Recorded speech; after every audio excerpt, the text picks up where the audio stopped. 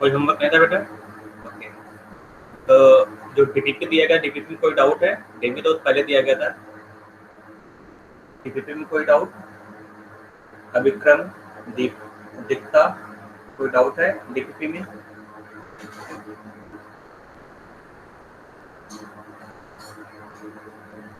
Hello, कोई doubt नहीं है? आगे बढ़ो बेटा। यस सर, आगे बढ़िए। तो लास्ट क्लास में मैंने बताया था एन फैक्टर कैसे कैलकुलेट करते हैं। तो एन फैक्टर मैंने डेफिनेशन बताया था। तो जो एन फैक्टर है वो 4 टाइप के रिएक्शन में हम लोग कैलकुलेट करते हैं। अगर कोई नॉन रिडॉक्स रिएक्शन है तो उसमें एन फैक्टर एसिड के लिए कैसे डिफाइन करोगे, बेस के लिए कैसे डिफाइन करोगे, और सॉल्ट है तो सॉल्ट के लिए तुम कैसे एन फैक्टर डिफाइन करते हो। ठीक है, तो ये मैंने बता दिया था एसिड, बेस और सॉल्ट में। और अगर कोई रिडॉक्स रिएक्शन है तो रिडॉक्स रिएक्शन में जो चेंज इन ऑक्सीडेशन नंबर होगा वही उसका एन फैक्टर होगा। ठीक है, और एसिड बेस में मैंने बताया था जो H3PO3 है उसका एन फैक्टर 2 है, H3PO4 का जो एन फैक्टर है वो 3 है। ठीक है, तो एन फैक्टर तुम्हें मालूम होना चाहिए। अगर एन फैक्टर मालूम है तभी तुम आगे टाइट्रेशन का क्वेश्चन कर पाओगे। तो ये सब मैंने एग्जांपल दिया था रिडॉक्स रिएक्शन में, डिटेल में मैंने समझाया था कि कैसे एन फैक्टर इन सब का निकाला जाए। ठीक है, फिर मैंने बताया था नॉर्मलिटी। नॉर्मलिटी क्या होता है उसका मैंने डेफिनेशन बताया था। नॉर्मलिटी को कैलकुलेट करने के लिए एक सिंपल कॉन्सेप्ट बताया था कि नॉर्मलिटी को हम लोग मोलरिटी से डायरेक्ट कैलकुलेट कर सकते हैं। ठीक है, तो normality is equal to molarity multiplied by N factor. तो तुम्हें एन फैक्टर मालूम होना चाहिए। तो मोलरिटी निकालो, मोलरिटी को तुम एन फैक्टर से मल्टीप्लाई कर दो, नॉर्मलिटी निकल आएगा। ठीक है, और N factor is equal to molar mass divide by equivalent weight. पहले से मालूम equivalent weight is equal to m divide by n factor, molar mass divide by n factor. Dilution का फार्मूला है मैंने बताया था, अगर कोई सॉल्यूशन है उसको डाइल्यूट कर रहे हो तो वहां पर n1 v1 is equal to n2 v2 चलेगा। और अगर 2-3 सॉल्यूशन तुम मिक्स कर रहे हो तो नॉर्मलिटी तुम कैसे कैलकुलेट करोगे ये भी बताया था, इसमें कुछ क्वेश्चन भी मैंने कराया था। ठीक है, तो इसके पहले एक बात मैंने बताया था बेटा, लॉ ऑफ केमिकल इक्विवेलेंस क्या होता है, लॉ ऑफ इक्विवेलेंस। तो इसमें मैंने बताया था कि एक स्पीशीज दूसरे स्पीशीज से इक्विवेलेंट में रिएक्ट करता है। एक इक्विवेलेंट एक रिएक्टेंट का दूसरे मॉलिक्यूल से एक इक्विवेलेंट से रिएक्ट करे। जैसे आप तुमने रिएक्शन देखा है बेटा, यहाँ पर A times A plus B times B gives M times C plus N times D। तो A का एक इक्विवेलेंट B के एक इक्विवेलेंट से रिएक्ट करेगा, उसी तरह से A का एक इक्विवेलेंट C के एक इक्विवेलेंट को प्रोड्यूस करेगा। तो इस तरह मैंने लॉ ऑफ केमिकल इक्विवेलेंस बताया था। ये फार्मूला ऊपर वाला रिपीट हो गया है यहाँ पर, और ये फार्मूला भी रिपीट हो गया है, डाइल्यूशन का फार्मूला है। तो ये मैंने बताया था किस तरह से तुम निकालोगे। ये टाइट्रेशन का फार्मूला अगर तुम एसिड बेस को न्यूट्रलाइज करते हो, ठीक है, तो N1V1 is equal to N2V2, उसको मैंने नीचे ड्राइव भी कराया, जैसे H2SO4 तुम रिएक्ट करा रहे हो NaOH से, तो equivalent of H2SO4 is equal to equivalence of NaOH। तो इक्विवेलेंट्स को हम 2 टाइप से निकालते हैं, या तो तुम उसको नॉर्मलिटी को वॉल्यूम से मल्टीप्लाई कर दो, या फिर नंबर ऑफ मोल्स को n फैक्टर से मल्टीप्लाई कर दो तो इक्विवेलेंस निकल आएगा। फिर मैंने बताया था टाइट्रेशन क्या होता है। ठीक है, तो टाइट्रेशन में मैंने बताया था कि ब्यूरेट क्या होता है, ब्यूरेट क्लैम्प क्या होता है, टाइट्रेंट, स्टॉपकॉक और ये फ्लास्क वगैरह इसके बारे में बताया था। ठीक है, फिर इंडिकेटर बारे में बताया था, पिपेट क्या होता है ये बताया था मैंने। ये पूरा डायग्राम समझ में आ गया होगा सबको, काफी आसान था। ग्लास रॉड मैंने आपको बताया था, ये ग्लास रॉड है, इसी हम लोग स्टोर करते हैं प्लास्टिक या फिर कोई दूसरा सब्सटेंस का यूज नहीं करते हैं। ठीक है, क्योंकि जो प्लास्टिक वगैरह है या फिर कोई दूसरा सब्सटेंस या मेटल है तो एसिड बेस से रिएक्ट कर जाएगा, लेकिन जो ग्लास वेयर होता है वो एसिड बेस से रिएक्ट नहीं करता है, इसलिए हम लोग ग्लास वेयर का यूज करते हैं बोरोसिलिकेट से। ओके, तो आगे चलते बेटा कि जो टाइट्रेशन है उसको हम लोग कैसे करेंगे। ठीक है, ये देखो बेटा, क्वेश्चन में जो क्वेश्चन दिया रहेगा, ठीक है, क्वेश्चन में 2 रिएक्टेंट दिया रहेगा तुमको, एक रिएक्टेंट होगा ए और दूसरा रिएक्टेंट होगा बी। ठीक है, ए और बी एक दूसरे से रिएक्ट करेंगे। तो अगर ए और बी रिएक्ट कर रहा है या टाइट्रेट कर रहा है तो वहां पर टाइट्रेशन के लिए यहाँ पर ट्रिपल लाइन लगाते हैं। इसका मतलब ये हुआ कि ए इज इक्विवेलेंट टू बी, मतलब ए को तुम टाइट्रेट कर रहे हो बी से। ठीक है, तो अगर ए और बी को टाइट्रेट कर रहे हो तो यहाँ पर हम लोग इक्विवेलेंट्स को इक्वल करते हैं, जो जितने ए के इक्विवेलेंट्स होंगे उतने ही बी के इक्विवेलेंट्स होंगे। ठीक है, मान लेते हैं क्वेश्चन में जो ए है उसका मोलरिटी दिया गया है और वॉल्यूम दिया गया है, बी का भी मोलरिटी दिया गया है और वॉल्यूम दिया गया है। ठीक है, तो अगर मोलरिटी और वॉल्यूम दिया गया, कंसंट्रेशन दिया गया, तो वहां पर इक्विवेलेंस का फॉर्मूला क्या होगा, यहाँ तुम लिखोगे इक्विवेलेंस या फिर मिली इक्विवेलेंस, ठीक है। मैं यहाँ पे इक्विवेलेंस देता हूँ, इक्विवेलेंस ऑफ ए, ठीक है। इक्वी मतलब equivalence of A is equal to the equivalence of B, ठीक है। ए और बी के जो इक्विवेलेंस है टाइट्रेशन में, जो इंड जब रिएक्शन इंड होगा, इंड पॉइंट पर दोनों के इक्विवेलेंट सेम हो जाएंगे, है ना। So at end point equivalence of A is equal to the equivalence of B. तो इक्विवेलेंस को निकालोगे कैसे? जो इक्विवेलेंस है वो होता है नॉर्मलिटी मल्टीप्लाइड बाय वॉल्यूम, ठीक है। तो यहाँ पर जो फर्स्ट सब्सटेंस है, जो रिएक्टेंट है, उसका तो निकालने चलिए यहाँ पर N1 लगाते हैं, N1V1, है ना। सो N1V1 is equal to N2V2, ठीक है। ये क्या हुआ? इक्विवेलेंस ऑफ ए। तो याद रखो बेटा, यहाँ पर जो N है, कैपिटल N क्या होगा? Normality, V volume in litre, ठीक है। जो वॉल्यूम है यहाँ पर लीटर में लेकर चलोगे, ठीक है। वॉल्यूम जो है लीटर में रहेगा। तो ये हो गया तुम्हारा इक्विवेलेंस ऑफ ए, और यहाँ पे तुम ले दिया इक्विवेलेंस ऑफ बी। तो जो नॉर्मलिटी है, नॉर्मलिटी को मोलरिटी में कन्वर्ट कर देते हैं, क्योंकि जो दिया गया क्वेश्चन में वो मोलरिटी दिया गया है यहाँ पर, है ना, नॉर्मलिटी नहीं दिया गया। तो नॉर्मलिटी को मोलरिटी में कैलकुलेट करना पड़ेगा, कन्वर्ट करना पड़ेगा। तो normality is equal to n factor multiplied by molarity, ये होता है, ठीक है। मैंने बताया था ऊपर, normality is equal to n factor multiplied by molarity, है ना बेटा। मल्टीप्लाइड बाय वॉल्यूम दिया हो गया तुम्हारा number of gram equivalents, and that is equal to, यहाँ पे क्या होगा? n फैक्टर ऑफ सेकेंड या फिर n factor of b multiplied by molarity of second b multiplied by volume of, यहाँ पर। तो इस तरह से तुम निकालोगे, अगर कंसंट्रेशन दिया गया तो इस तरह से निकालोगे, ठीक है। तो ये तुम्हारा हो गया केस नंबर 1, यहाँ पे जो था केस नंबर 1 हो गया, ठीक है। सेकंड केस क्या दसता है बेटा? यहाँ पर केस नंबर 2 में, केस नंबर 2 में क्या देगा? तो जो ए है उसका मोलरिटी और वॉल्यूम दिया रहेगा, लेकिन जो बी है, बी का वेट दिया रहेगा, ठीक है। इसका मास दिया रहेगा बी का। तो जहां पर मास दिया गया हो वहां पर n factor number of mole से कैलकुलेट किया जाता है, और जहां पर कंसंट्रेशन दिया गया हो वहां पर n फैक्टर N1V1 से कैलकुलेट करोगे, सिंपल सी बात है।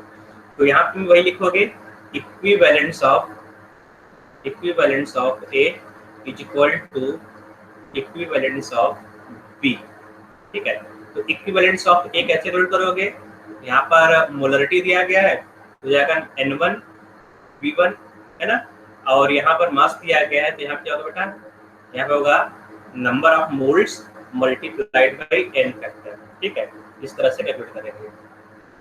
तो नॉर्मलिटी दिया गया है, नॉर्मलिटी को हम लोग मोलरिटी में कन्वर्ट करोगे, है ना। तो मोलरिटी में कन्वर्ट कर दो, n factor of 1 multiplied by molarity multiplied by volume, ये हो जाएगा equivalence of A, that is equal to equivalence of B। तो नंबर ऑफ मोल्स कैसे करोगे बेटा? Number of moles equal to given mass of substance, जो mass दिया गया हो, है ना, उसको लिखोगे यहाँ पर। तो गिवन मास मतलब W ग्राम दिया गया, W gram divide by molar mass of 1 multiplied by n factor of 2 होगा, n फैक्टर ऑफ 2, ठीक है। इस तरह से केस नंबर 2 को डील करोगे। अब हो सकता है केस नंबर 3 भी दे दे। केस नंबर 3 में क्या होगा बेटा? कि दोनों ही क्या होगा? केस नंबर 3 में दोनों का ही मास दिया गया हो, केस नंबर 3, ठीक है। जो A है, A का भी मास दिया गया, वेट दिया गया हो, और जो B है, B का भी वेट दिया गया हो, ठीक है। तो अगर दोनों साइड में वेट है तो वहां पर भी क्या होगा? वहां पर तुम क्या होगा बेटा? नंबर ऑफ मोल्स का। तो number of moles multiplied by n factor of 1 is equal to number of moles multiplied by n factor of 2, ठीक है। तो नंबर ऑफ मोल्स कैसे हो गए? W divide by m, so W divide by m of 1 multiplied by n factor of 1 is equal to W divide by m of 2 multiplied by n factor of 2। तो इस तरह से हम लोग titration का क्वेश्चन करेंगे। तो टाइट्रेशन में हर जगह पर यही फार्मूला यूज होगा। तो जो तुम लोग सिलेबस बेटा, सिलेबस में केवल सिंपल टाइट्रेशन पढ़ना है, ठीक है। जो कॉम्प्लिकेटेड टाइट्रेशन है, iodometry, iodimetry, back titration, double titration, ये नहीं है, ठीक है।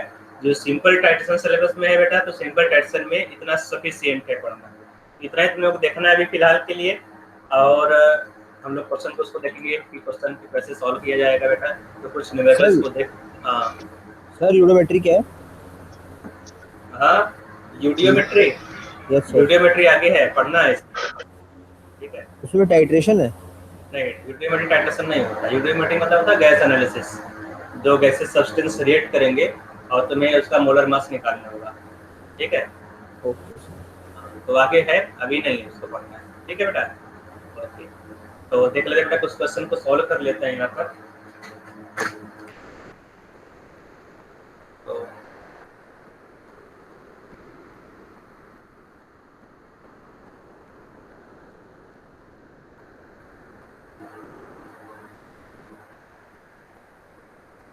दिख रहा है क्वेश्चन तुम लोगों को? What volume of 0.1 molar H2SO4 is required in liter to neutralize completely in 1 liter solution containing 20 gram of NaOH। तो अब यहाँ पर तुम्हें देखना पड़ेगा कि कौन सा सब्सटेंस किससे रिएक्ट कर रहा है, ठीक है बेटा। तो अब यहाँ पर देखोगे तो ये एसिड बेस टाइट्रेशन है, दिख रहा है एसिड H2SO4, है ना। बेस यहाँ पर दिख रहा होगा NaOH। तो ये एसिड बेस्ड टाइट्रेशन है, ठीक है। तो सिंपल टाइट्रेशन कई टाइप का होता है। तो सिंपल टाइट्रेशन में एक टाइप है एसिड बेस्ड टाइट्रेशन। तो एसिड बेस्ड टाइट्रेशन में एक एसिड दूसरे बेस से रिएक्ट करेगा। तो यहाँ पे जो H2SO4 है, H2SO4 है ना, H2SO4 रिएक्ट कर रहा है किससे बेटा?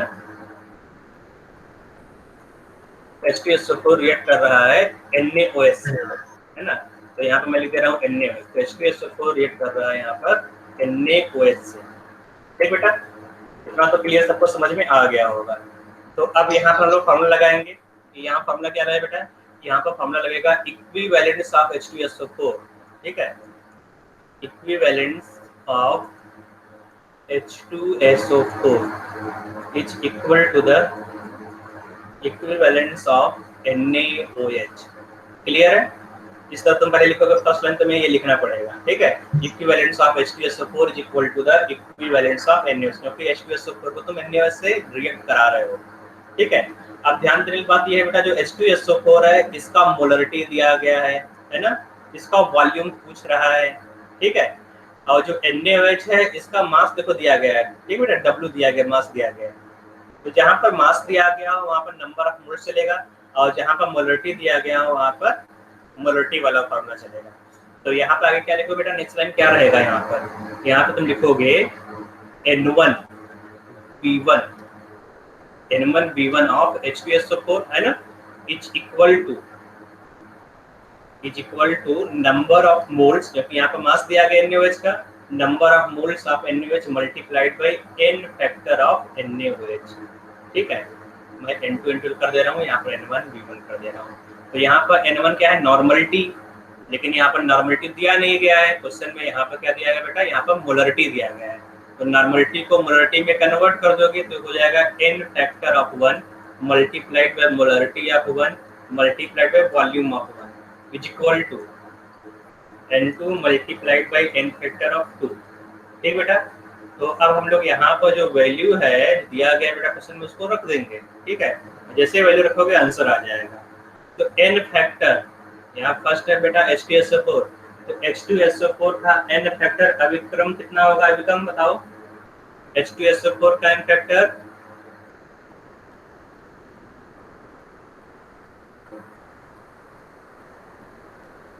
सुनाई दे रहा है बेटा? हेलो, यस सर, आ रही है आवाज। तो जवाब भी दे दो, है ना, ठीक है। तो H2SO4 का n फैक्टर 2 होगा multiplied by molarity of H2SO4 is given 0.1 molar, ठीक है। वॉल्यूम नहीं दिया गया तो वॉल्यूम को तुम निकालोगे, V1 को V1 ही रख दो, is equal to n factor of NaOH, ठीक है। NaOH बेटा इसका n फैक्टर क्या होगा मैं पूछ रहा हूँ, दिखता तुम बताओ। यहाँ पर अबू तुम बताओ। So 1 ओके 1 होगा, ठीक है। तो यहाँ पर 1 होगा मल्टीप्लाइड बाई, और n फैक्टर तुमने 1 रख दिया, इसके बाद क्या होगा बेटा, गिवन मास, जो नंबर ऑफ मोल्स होगा बेटा, given mass divide bye molar mass. तो गिवन मास ऑफ NaOH दिया गया 20 ग्राम, ठीक है, divide by molar mass of NaOH कितना होता है बेटा, 40 होता है। इसको रख दिया मैंने, ठीक है। So V1 is equal to 20 divide by 40, है ना, ठीक बेटा, डिवाइड बाई 2 मल्टीप्लाइड बाई 0.1। इसको सॉल्व करोगे तो यहाँ पर वॉल्यूम लीटर में आ जाएगा, ठीक है। तो ये कितना हो जाएगा, 1/2, तो यहाँ जाएगा 1/2 इंटू 2 इंटू 0.1, कितना आ रहा है बेटा यहाँ पर सर 2.5 सर 2.5 2.5 लीटर आ गया। तो आंसर यहाँ पर आ जाएगा 3, जो 3 आंसर यहाँ दिया गया है 2.5, ये तुम्हारा हो जाएगा, है ना, करेक्ट आंसर। समझ में आ रहा है बेटा, इस तरह से क्वेश्चन को सॉल्व करेंगे, तो इसको नोट कर लो, इसी तरह से आगे भी क्वेश्चन को करेंगे। तो आज पूरा हम लोग क्वेश्चन करते रहेंगे ताकि कोई भी डाउट न रहे। टाइट्रेशन में ढेर सारे क्वेश्चन आज करेंगे, ठीक है। इसको नोट करो, नेक्स्ट क्वेश्चन में दे रहा हूँ।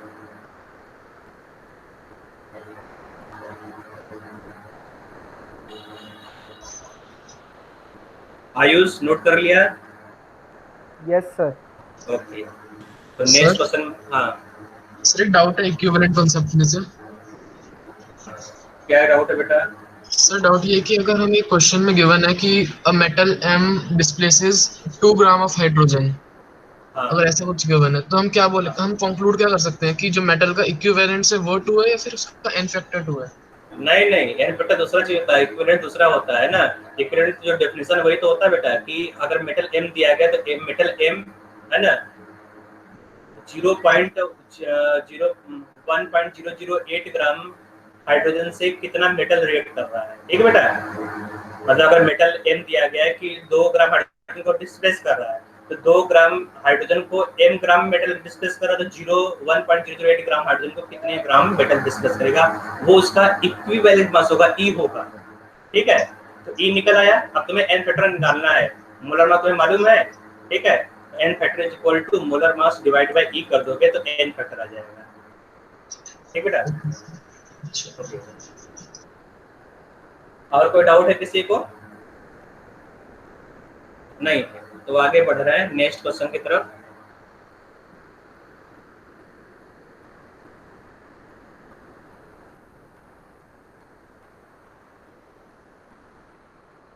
ओके, ये क्वेश्चन है ना, यहाँ पर क्वेश्चन दिया गया है, दिख रहा होगा सब क्वेश्चन अच्छे से। To neutralize completely 20 ml of 0.1 molar aqueous solution of phosphoric acid, phosphorus acid दिया गया है, H3PO3 है ना, phosphorus acid, the volume of the 0.1 molar KOH। तो यहाँ पर H3PO3 रिएक्ट कर रहा है, जो H3PO3 है वो रिएक्ट कर रहा है किससे बेटा, KOH से रिएक्ट कर रहा है, ठीक है, KOH से रिएक्ट कर रहा है। तो यहाँ पर तुम्हें क्या निकालना पड़ेगा, है ना, यहाँ पर तुम्हें क्या निकालना बेटा, the volume of KOH required. तो KOH का जो वॉल्यूम वो निकालना पड़ेगा, ठीक है बेटा। तो इसको तुम ट्राई करो। H3PO3 रिएक्ट कर रहा है KOH से, इसको मैं कर दे रहा हूँ, ठीक है, उसके आगे तुम करना। तो बेटा यहाँ पर H3PO3 का n फैक्टर पहले तुम्हें निकालना पड़ेगा। तो जो H3PO3 है उसका n फैक्टर कितना होगा सर 2 होगा ना। मैंने बताया था यहाँ पर कि जो H3PO3 है उसका n फैक्टर 2 होता है, ठीक है। और जो KOH दिया गया है, जो बेस दिया गया है KOH, उसका n फैक्टर कितना होगा, 1। तो बेस का n फैक्टर 1 है और एसिड का n फैक्टर 2 है, ठीक है। तो n फैक्टर तुमने निकाले, पहला काम यही करना है, तुम्हें n फैक्टर निकाल लेना है, ठीक है। फिर आगे तुम्हें देखना आगे क्या करना होगा बेटा, यहाँ तुम लगाओगे formula. So equivalence of H3PO3 is equal to equivalence of KOH, लगा दिया फॉर्मूला, है ना। अब यहाँ पर देखोगे ध्यान से कि दोनों साइड जो H3PO3 यहाँ पर भी कंसंट्रेशन दिया गया है, KOH का भी कंसंट्रेशन दिया गया, मोलरिटी दिया गया है यहाँ पर, ठीक है। तो अगर दोनों साइड मोलरिटी दिया गया, दोनों साइड मोलरिटी वाला फॉर्म लगेगा, तो N1V1 is equal to N2V2 लगा दोगे, ठीक है। तो N1 V1 क्या होगा बेटा, n factor of 1 multiplied by molarity of 1 multiplied by volume of 1 is equal to n factor of 2 multiplied by molarity of 2 multiplied by volume of 2। ठीक है, तो H3PO3 के जितना भी चीज दिया गया हम रख देंगे। तो n factor of H3PO3 is equal to the 2 multiplied by molarity of H3PO3 that is 0.1 multiplied by volume of H3PO3 that is 20 ml दिया गया है। क्या तो बेटा ये ml दिया गया, तो ml क्या करोगे, यहाँ पर 1000 से डिवाइड कर दोगे ना, तो 20 ml 20 सर अगर डिवाइड ना करें सर तो आंसर भी दूसरा वाला भी yes sir divide, yes sir, divide ना करें अगर डिवाइड ना करो तो सर अगर इस साइड 1000 से डिवाइड ना करें तो दूसरा वाला तो ml में ही आएगा। हाँ, तो दूसरा वाला भी ml में आएगा, लेकिन अगर ये केस स्टडी करो बेटा, यहाँ पर मोलरिटी दिया गया, यहाँ पर नंबर ऑफ मोल्स दिया गया, तो वहाँ तो गड़बड़ हो जाएगा। ठीक है, अगर दोनों साइड वॉल्यूम, अगर यहाँ पर N1 V1 दिया गया है कोई दिक्कत नहीं, यहाँ पर कोई प्रॉब्लम नहीं होगा, लेकिन अगर कहीं पर भी नंबर ऑफ मोल्स आ गया तो वहाँ पर प्रॉब्लम शुरू हो जाएगा, क्योंकि यहाँ पर तुम्हारा मिली इक्विवेलेंस हो जाएगा, यहाँ पे इक्विवेलेंस हो जाएगा। ठीक है, इसलिए हम लोग सेफ साइड में रहेंगे, इसको जो वॉल्यूम है वॉल्यूम को लीटर में कन्वर्ट कर लोगे। ठीक है, तो n फैक्टर ऑफ KOH 1 होता है, मोलरिटी ऑफ KOH दिया गया 0.1 मल्टीप्लाइड बाय वॉल्यूम, तो वॉल्यूम यहाँ पर तुम्हें निकालना होगा V2। ठीक है, तो निकाल लो, यहाँ पर आ गया होगा आंसर ना, 40 ml आ गया। ठीक है, यस सर, 40 ml होगा, यहाँ पर एक्चुअली ये लीटर में आएगा तो 0.40 लीटर होगा, तो इसको लीटर को तुम ml में कन्वर्ट कर दोगे। ठीक है, तो लीटर तुमने ml में कन्वर्ट कर दिया, तो V2 is equal to 40 ml। तो जो फर्स्ट आंसर आएगा तुम्हारा लीटर में आएगा, लीटर को तुमने ml में कन्वर्ट कर दिया, तो यहाँ पर 40 ml आ जाएगा। ठीक बेटा, ओके। तो उसके बाद हम लोग एक क्वेश्चन करेंगे, अभी तुम लोग ट्राई करोगे, उसके बाद मैं बोलूँगा। ठीक है,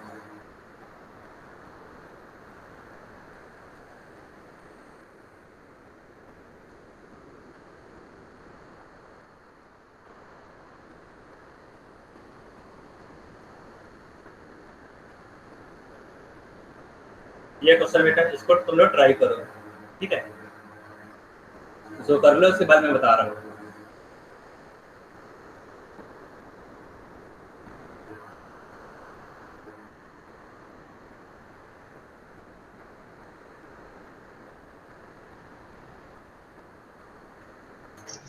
आंसर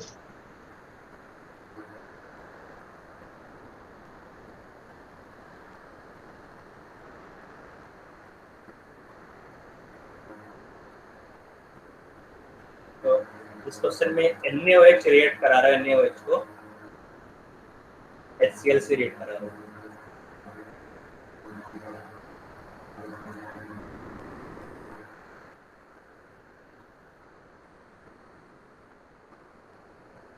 आगे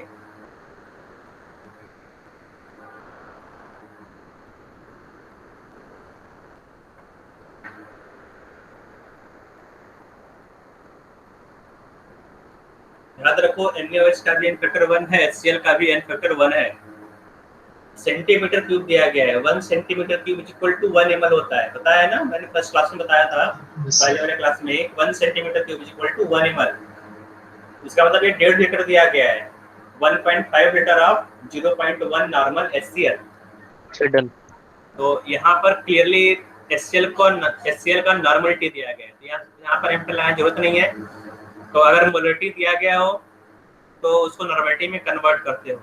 NaOH का पूछ रहा है बेटा, यहाँ देखो NaOH पूछ रहा है मास ऑफ NaOH। ठीक है, तो अगर कहीं पर मास पूछ रहा हो तो वहाँ पर नंबर ऑफ मोल्स वाला प्रॉब्लम चलेगा, तो number of moles of NaOH multiplied by n factor of NaOH। ठीक है, n factor of NaOH equal to normality of HCl multiplied by volume of HCl। Number of moles निकालना हो तो मैं NaOH का मल्टीप्लाइड बाय n फैक्टर 1 होता है equal to 1.5 volume यहाँ दिया गया 1.5 litre of HCl multiplied bye 0.1 normal. इसको सॉल्व करोगे तो आ जाएगा 0.15। ठीक है, 15 मोल आ जाएगा। ठीक है, so number of moles of NaOH solve करोगे, number of moles of NaOH is equal to 0.15। ठीक है, तो अब यहाँ पे मास निकालना है, तो mass of NaOH is equal to molar mass multiplied by number of moles 0.15 multiplied by molar mass होता है 40। ठीक है, जो करोगे तो आ जाएगा आंसर। तो यहाँ पर जो आंसर है आ गया मास में, ठीक है। तो number of moles multiplied by molar mass is equal to mass, ये होता है फॉर्मूला। तो यहाँ पर रख दिया तुमने, तो नंबर ऑफ मोल्स यहाँ पर है 0.15 मल्टीप्लाइड बाई 40, मोलर मास अन्य बचा 40 होता है, इक्वल टू 6 ग्राम। तो आंसर आ जाएगा 4th पार्ट। सबका हो गया होगा। नेक्स्ट क्वेश्चन करते हैं बेटा। Yes sir. किसी कोई डाउट बेटा इस क्वेश्चन में? पारस, राहुल, राजश्री, किसी को डाउट है? कोई बोल नहीं रहा है? No sir. Okay, no sir.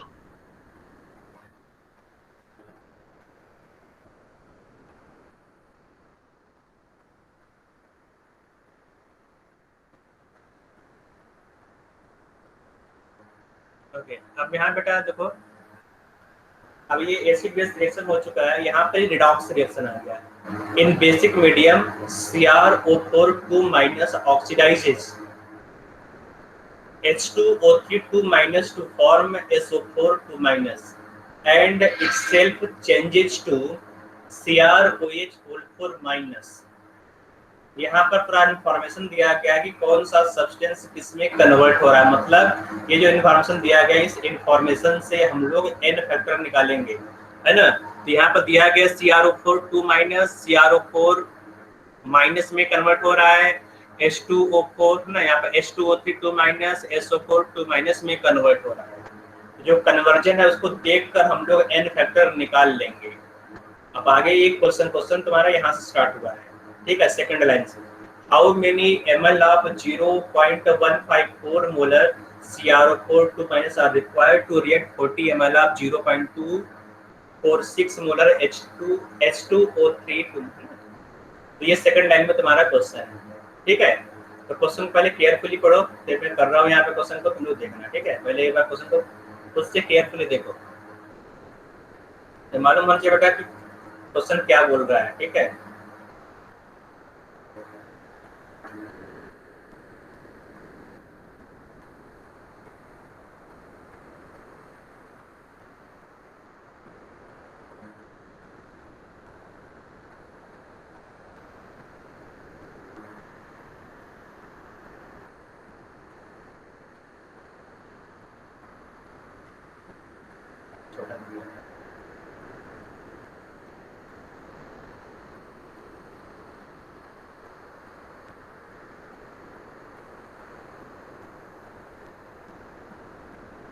ठीक है, छोड़ो, मैं ऐसे ही लिख देता हूँ। तो यहाँ पर जो क्वेश्चन दिया गया बेटा, इसमें पढ़ लिया क्वेश्चन तुम लोगों ने। अब मैं स्टार्ट कर, तुम देखो किस तरह इस टाइप क्वेश्चन कैसे करोगे, ठीक है। तो ये रिडॉक्स रिएक्शन है, यहाँ पर दिया गया है कि CrO4 माइनस इसमें ऑक्सीडाइज हो रहा है। तो क्वेश्चन को देखो बेटा कि जो CrO4 माइनस है, तो CrO4 माइनस 2 माइनस किसमें कन्वर्ट हो रहा है बेटा? जब ये रिएक्ट करेगा बेसिक मीडियम में, ठीक है। तो यहाँ पे जो मीडियम है वो बेसिक है, तो बेसिक मीडियम में CrO4 माइनस कन्वर्ट हो रहा है CrOH4 माइनस में। कोई डाउट किसी को इसमें? इस रिएक्शन को लिखने में किसी कोई डाउट है तो पूछ सकते हो। डाउट नहीं है ना? रजत बंसल बता दो। हाँ, देख ले एक बार और, देख लो बेटा। यहाँ पर दिया गया है कि देखो क्वेश्चन को पढ़ो, यहाँ पर क्लियर लिखा हुआ in basic medium CrO4 minus oxidizes. ये ऑक्सीडाइज कर रहा है किसको? H2O3 माइनस, है ना। तो इसको ऑक्सीडाइज करके किसमें कन्वर्ट कर रहा है? SO4 माइनस में, सल्फेट आयन में कन्वर्ट कर रहा है। And itself changes to CrOH4 minus. मतलब Cr तो Cr में कन्वर्ट होगा, तो CrO4 माइनस इससे रिएक्ट करके किसमें कन्वर्ट हो जा रहा है? CrOH4 माइनस में, ठीक है। तो जो दिया गया मैंने लिख दिया, जो CrO4 माइनस है वो इटसेल्फ कन्वर्ट हो जा रहा है CrOH4 माइनस में। तो ये हाफ रिएक्शन मैंने लिख दिया यहाँ पर, ठीक है। तो ये फर्स्ट रिएक्शन हो गया यहाँ पर, हाफ रिएक्शन। अब देखो सेकंड रिएक्शन क्या बोल रहा है यहाँ पर, जो CrO4 माइनस है किससे रिएक्ट कर रहा है? यहाँ पर H2O3 माइनस से रिएक्ट कर रहा है, इसको थायोसल्फेट बोलते हैं। H2O3 माइनस से रिएक्ट कर रहा है, तो H2O3 माइनस कन्वर्ट हो रहा है बेटा सल्फेट आयन में, ठीक है। SO4 2 माइनस तुमने यहाँ पर लिख दिया। तो अब यहाँ पर देखो, यहाँ पर क्या हो रहा है, जो क्रोमियम है इस क्रोमियम में कन्वर्ट हो रहा है, यहाँ पर जो सल्फर है इस सल्फर में कन्वर्ट हो रहा है, ठीक है। तो यहाँ पर जो मीडियम है बेसिक मीडियम दोनों में ही है, तो मीडियम से कोई फर्क नहीं पड़ेगा। तुम्हें देखना क्या है, एन फैक्टर। तो यहाँ पर दोनों ही सब्सटेंस का तुम्हें एन फैक्टर निकालना होगा, ठीक है। तो पहला काम ये करो कि जो CrO4 2 माइनस है इसका एन फैक्टर निकालो और H2O3 2 माइनस का एन फैक्टर निकालो, ठीक है। तो एन फैक्टर निकालोगे कैसे, पहले तुम क्रोमियम का ऑक्सीडेशन स्टेट निकालो, है ना। कैसे निकालोगे, let the oxidation state of chromium is equal to x, है ना। x प्लस ऑक्सीजन कितना होता है बेटा, -2 multiplied by 4, 4 oxygen is equal to -2। तो इसको सॉल्व करोगे तो यहाँ पर जो क्रोमियम है, क्रोमियम का ऑक्सीडेशन स्टेट सॉल्व होकर आ जा रहा है 6, ठीक है। उसी तरह से यहाँ पर भी देखोगे, यहाँ पर निकालोगे let the oxidation state of chromium is equal to x, ठीक है। क्रोमियम x हो गया, ऑक्सीजन यहाँ पर है कितना ऑक्सीजन बेटा, 4 ऑक्सीजन है, तो -2 मल्टीप्लाइड बाई 4। हाइड्रोजन कितना होता है बेटा, 1 होता है, +1 multiplied by 4 is equal to -1। इसको सॉल्व करोगे तो यहाँ पर जो x है x इज इक्वल टू +3 आ जाएगा। क्लियर है, जिससे कोई डाउट है बेटा।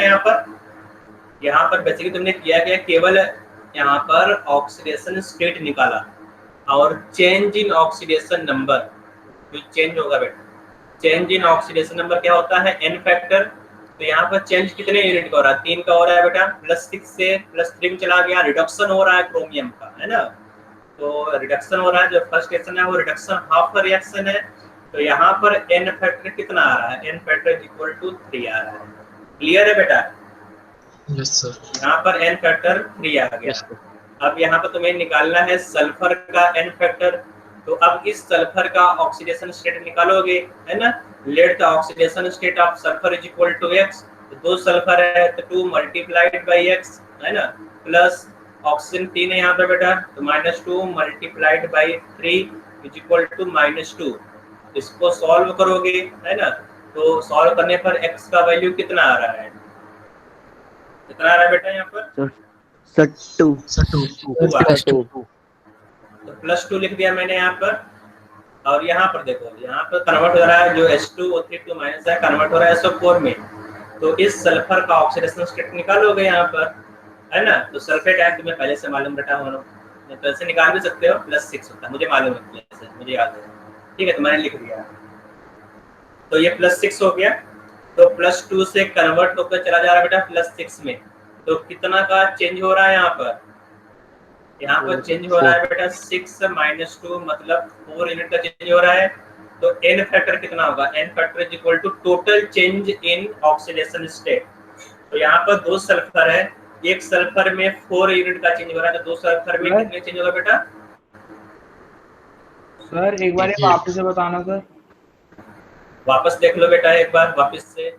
तो यहाँ पर तुमने क्या किया, H2O3 2 माइनस का तुमने ऑक्सीडेशन स्टेट निकाला सल्फर का। कोई डाउट है यहाँ पर सल्फर ऑक्सीडेशन स्टेट में, तुमने यहाँ दिया कि let the oxidation state of sulphur is equal to x। 2 sulphur तो 2x हो जाएगा, प्लस -2 मल्टीप्लाइड बाय 3 ऑक्सीजन है is equal to -2 charge on the substance.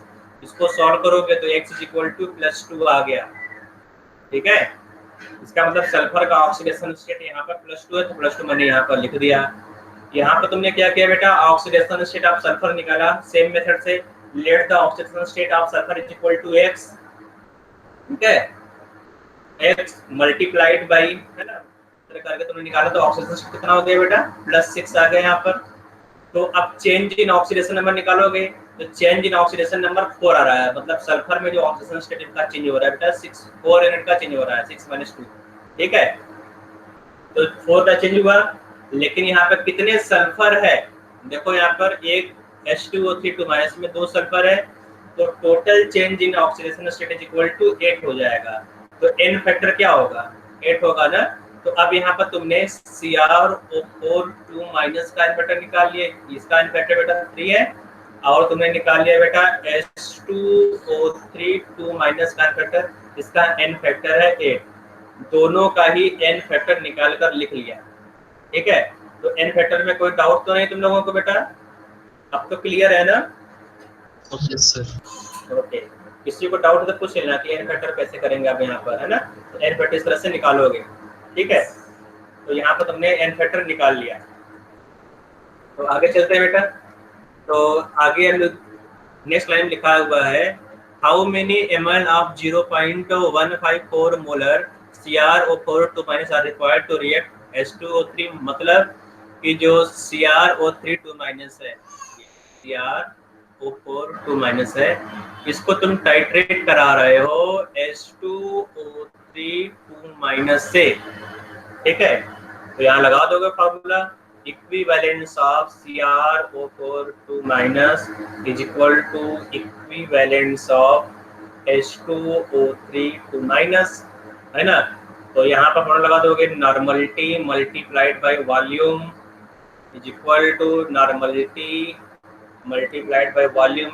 Normality को तुम मोलरिटी में कन्वर्ट कर दो, एन फैक्टर से मल्टीप्लाई कर दोगे, n factor multiplied by molarity multiplied by volume is equal to n factor multiplied by molarity multiplied by volume, ठीक है?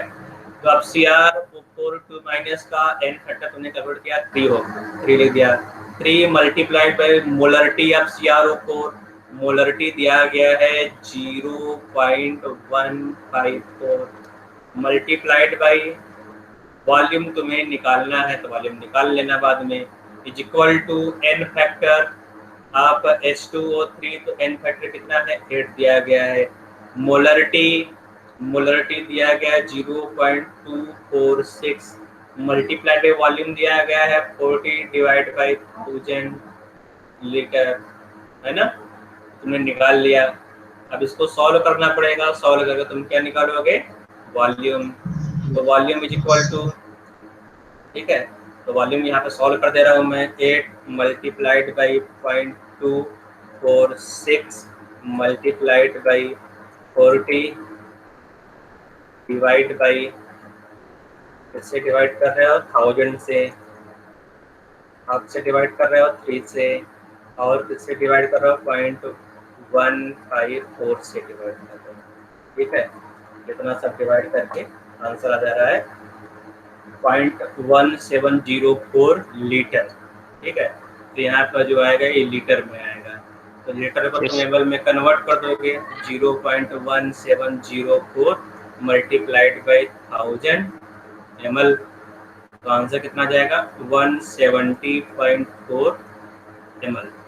तो आंसर दिख रहा है बेटा 3, जो थर्ड ऑप्शन यहाँ दिख रहा है, ये तुम्हारा आंसर आ गया, ठीक है? इसको नोट कर लो, बस एक ही लाइन है ये, यहाँ पे जो मैंने लाइन लिखा है ये मेन लाइन है बेटा, है ना? तेरा तुमने लिख दिया तो बस तुम्हारा आंसर आ गया, ठीक है?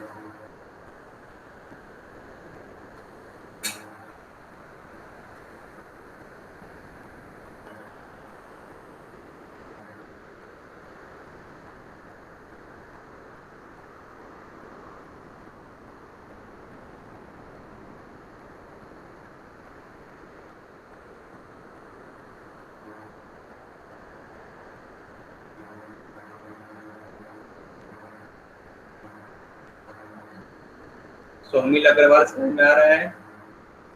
यस सर आ रहा है।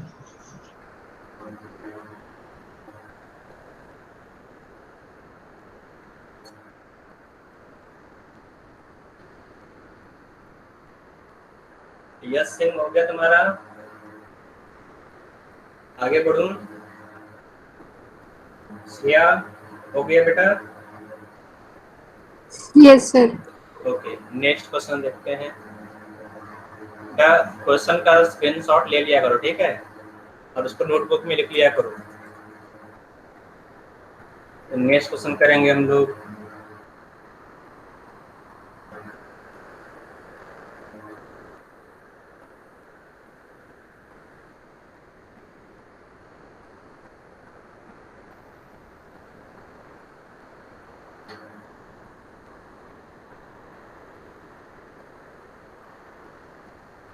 कभी कभी एन फैक्टर के लिए कोई हिंट नहीं दिया रहेगा, वहां पर जो मैंने लिस्ट दिया है एन फैक्टर का उसको यूज करना पड़ेगा। Yes sir. जैसे इस क्वेश्चन में देखो, है ना, what volume of 0.1 molar KMnO4 is needed to oxidise 100 mg of FeC2O4 in acidic solution. तो यहाँ पर सोल्यूशन है वो एसिडिक है, याद रखो जब भी KMnO4 दिया रहेगा, जहाँ कहीं पर भी KMnO4 लिखा मिलेगा तो वहां पर सबसे पहला काम तुम्हें ये करना है, मीडियम ढूंढोगे, कौन सा मीडियम है, बिना मीडियम क्वेश्चन सॉल्व नहीं हो पाएगा। ठीक है, तो जब भी KMnO4 किसी भी क्वेश्चन में दिया रहेगा वहां पर जरूर तुम्हें मीडियम दिया रहेगा। इस क्वेश्चन में एसिडिक मीडियम दिया गया है, कहीं पर बेसिक दिया रहेगा, कहीं पर न्यूट्रल मीडियम दिया रहेगा। जो भी मीडियम दिया गया हो उसी के हिसाब से क्वेश्चन को सॉल्व करना पड़ेगा। ठीक है, और तुम्हें ये लिस्ट मालूम होना चाहिए जो KMnO4 का मैंने बताया कि एन फैक्टर कैसे कैलकुलेट करते हो, एन फैक्टर क्या होता है KMnO4 का, वो तुम्हें मालूम होना चाहिए। यस सर, कि एसिडिक मीडियम कितना होगा, बेसिक मीडियम में कितना होगा, न्यूट्रल मीडियम में कितना होगा, है ना। तो मैंने बताया था कि अगर तुम्हारा मीडियम, बेसिक मीडियम तो एन फैक्टर 1 होगा, न्यूट्रल मीडियम में 3 होगा और एसिडिक मीडियम में 5 होगा। तो मैंने यहाँ पे इस तरह BNA है ना 1 3 5 करके बताया था, है ना, बनिया करी 1 3 5 करके याद होगा सब। KMnO4 का जो एन फैक्टर है बेसिक मीडियम में 1 का चेंज होगा, न्यूट्रल मीडियम में 3 होगा, एन फैक्टर एसिडिक मीडियम में 5 होगा। तो ये तुम्हें मालूम होना चाहिए। ठीक है, तो आ जाते हैं क्वेश्चन पर। तो तुम्हें यहाँ पर क्लियर मालूम चल गया KMnO4 का एन फैक्टर कितना होगा बेटा, 5 होगा, क्योंकि मीडियम एसिडिक है, एसिडिक मीडियम में KMnO4 का एन फैक्टर 5। दूसरा है आयरन ऑक्जेलेट, है ना, तो आयरन ऑक्जेलेट का भी एन फैक्टर मैंने बताया था। आयरन ऑक्जेलेट देखो, है ना, यहाँ पर याद है बेटा, आयरन ऑक्जेलेट का एन फैक्टर कितना आएगा, यहाँ पर मैंने निकाला था 3 आया था, है ना, यहाँ पर जो एन फैक्टर है 3 आया था। ठीक है, तो इसका एन फैक्टर 3 हो गया। अगर मान लो आयरन ऑक्जेलेट का एन फैक्टर तुम्हें नहीं मालूम है तो मैं वहाँ पर निकालना पड़ेगा। ठीक है, जो एन फैक्टर है तुम्हें क्वेश्चन में निकालना पड़ेगा। ठीक है, तो यहाँ पर एन फैक्टर तुम्हें मालूम चल गया, आयरन ऑक्जेलेट का भी मालूम चल गया और KMnO4 का भी एन फैक्टर तुम्हें मालूम है। तो आ जाते हैं क्वेश्चन पर। ठीक है, तो यहाँ पे जो क्वेश्चन दिया गया है उसमें KMnO4 रिएक्ट कर रहा है। जो KMnO4 है, KMnO4 को तुम टाइट्रेट करा रहे हो, किससे, आयरन ऑक्जेलेट से। आयरन ऑक्जेलेट से रिएक्ट करा दिया, है ना। तो जब आयरन ऑक्जेलेट से रिएक्ट कराओगे तो अब यहाँ पर जो रिक्वायरमेंट है उसको फुलफिल करके तुम इसका आंसर निकालो। करो तुम लोग, थोड़ा आसान सा क्वेश्चन है ना। तो ये बेटा रिडॉक्स रिएक्शन है। ठीक है, रिडॉक्स टाइट्रेशन किसको बोलते हैं, रिडॉक्स टाइट्रेशन। तो सिंपल टाइट्रेशन में रिडॉक्स टाइट्रेशन भी आता है, एसिड बेस टाइट्रेशन भी आता है। Yes sir. डन, आ गया बेटा 4.1 ml सबका। चलो मैं एक बार कर देता हूँ दोबारा, है ना। तो इसमें मोलर मास होना जरूरी है ना, FeC2O। हाँ, तो यहाँ पे मालूम है बेटा कि mg है ना, यहाँ पर मिलीग्राम दिया गया है। जब भी मास दिया गया हो तो मास को तुम क्या करोगे, नंबर ऑफ मोल्स का चलेगा। तो यहाँ पर आयरन का जो मोलर मास दिया रहना चाहिए 56 होता है, तो तुम्हें नहीं मालूम तो देख लो, यहाँ मैंने लिख दिया। ठीक है, मोलर मास ऑफ आयरन का मोलर मास था 56। ठीक है, तो कार्बन कितना होता है बेटा, 12 होता है, तो 2 कार्बन है यहाँ पर 24 हो जाएगा। ठीक है, इस तरह से करके निकालूंगा, कर दोगे तो यहाँ पे molar mass of iron oxide आ जाएगा। तो यहाँ तुम लिखोगे एन फैक्टर, यहाँ पे normality multiplied by volume is equal to number of moles multiplied by N factor. तो N factor multiplied by molarity multiplied by volume is equal to iron oxalate का एन फैक्टर तुमने निकाल लिया है, N factor multiplied by number of moles. N factor KMnO4 का 5 होगा, molarity दिया गया 0.1 molar multiplied by volume is given, volume नहीं दिया गया, तो वॉल्यूम को वॉल्यूम में रहने दो, वॉल्यूम मीटर में आ जाएगा, is equal to n factor of ये 3 होता है। और नंबर ऑफ मोल कैसे निकालोगे, given mass divide bye molar मास, है ना। तो गिवन मास कितना है आयरन ऑक्जेलेट का 100 मिलीग्राम। मोलर मास अब तक तुमने कैलकुलेट कर लिया, कितना आया बेटा मोलर मास ऐड करने के बाद, molar mass of iron oxalate किसने किया बेटा 144 ये मैंने लिख दिया। ठीक है, तो यहाँ पर सॉल्व करोगे तो वॉल्यूम आ जाएगा। ठीक है, तो वॉल्यूम कितना आ रहा है बेटा 1.1 4.1 × 10⁻³ लीटर आ जाएगा, जिसको ml में कन्वर्ट कर दोगे कितना जाएगा 4.1 ml आ जाएगा।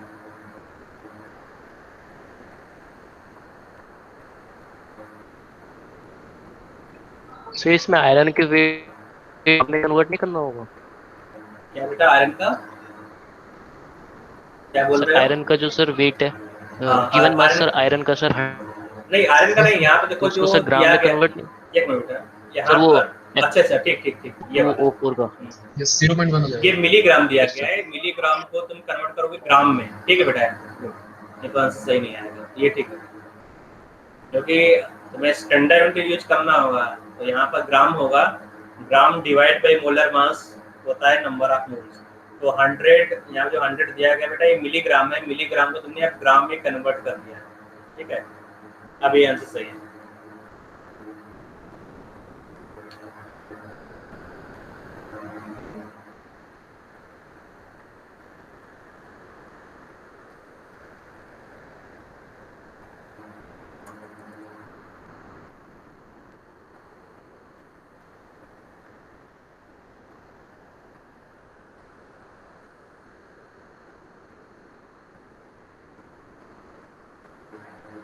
इस क्वेश्चन को करना बेटा तुम लोग, देखो कैसे होता है ये क्वेश्चन, ट्राई करो।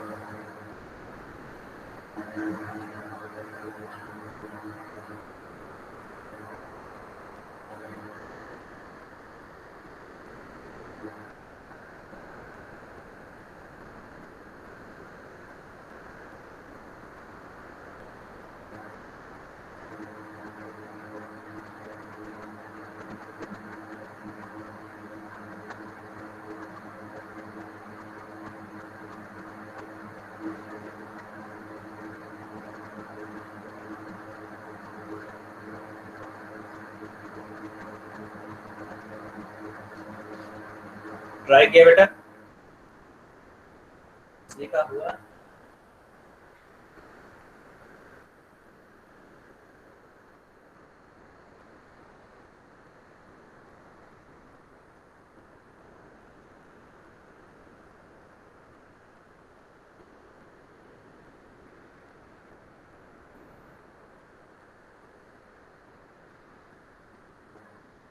तो यहाँ पर MnO4 माइनस दिया गया है, ठीक है? याद रखो जब भी KMnO4 या MnO4 माइनस कुछ भी दिया गया हो तो वहां पर मीडियम जरूर दिया रहेगा, मीडियम, ठीक है? तो जो MnO4 माइनस दिया गया है इसका मीडियम क्या है बेटा? यहाँ पर मीडियम देखोगे एसिडिक मीडियम दिया गया है, ठीक है? ओके, कुछ लोग कह रहे हैं KMnO4 तो है नहीं, तो बेटा जो KMnO4 है, KMnO4 में हम लोग जो चेंज निकालते थे है ना, वो मैंगनीज का चेंज इन ऑक्सीडेशन में निकालते थे, पोटेशियम का हमेशा 1 होगा, है ना? तो यहाँ पर जो एक्टिव पार्ट है KMnO4 का वो है MnO4 माइनस। तो चाहे KMnO4 माइनस दिया गया हो, चाहे मैग्नीशियम MnO4 माइनस दिया गया उसका दिया गया हो, चाहे कैल्शियम, यहाँ पे मतलब कि जो नेगेटिव चार्ज है, नेगेटिव चार्ज को कंपनसेट करने के लिए कोई ना कोई पॉजिटिव कटायन यहाँ पे लगा होगा, पोटेशियम लगा होगा, चाहे सोडियम लगा होगा, चाहे कैल्शियम, चाहे मैग्नीशियम लगा होगा, ठीक है?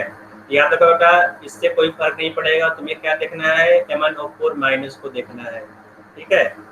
तो जो MnO4 माइनस है उसका N फैक्टर एसिडिक मीडियम में 5 होता है। तो आगे चलते बेटा, देखते हैं कैसे सॉल्व करोगे। तो MnO4 माइनस ये रिएक्ट कर रहा है किससे? Oxidises stannous sulphide to SN4 minus. अब यहाँ देखो बेटा क्वेश्चन में क्या दिया गया है, जो MnO4 माइनस है ये किससे रिएक्ट कर रहा है बेटा? ये टाइट्रेट हो रहा है स्टेनस सल्फाइड।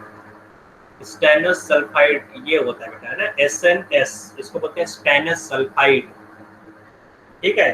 तो यहाँ पर जो स्टेनस जो टिन है, टिन का ऑक्सीडेशन स्टेट +2 होता है, सल्फर का ऑक्सीडेशन स्टेट -2 होता है। तो अब देखो तुम्हें ये तो मालूम है कि जो KMnO4 है या MnO4 है, MnO4 माइनस है, इसका N फैक्टर 5 होगा एसिडिक मीडियम, है ना? लेकिन SNS का N फैक्टर क्या होगा तुम्हें नहीं मालूम। तो जो हमें निकालना है बेटा, पहला काम तो ये करना होगा कि जो SNS है इसका N फैक्टर तुम्हें कैलकुलेट करना है।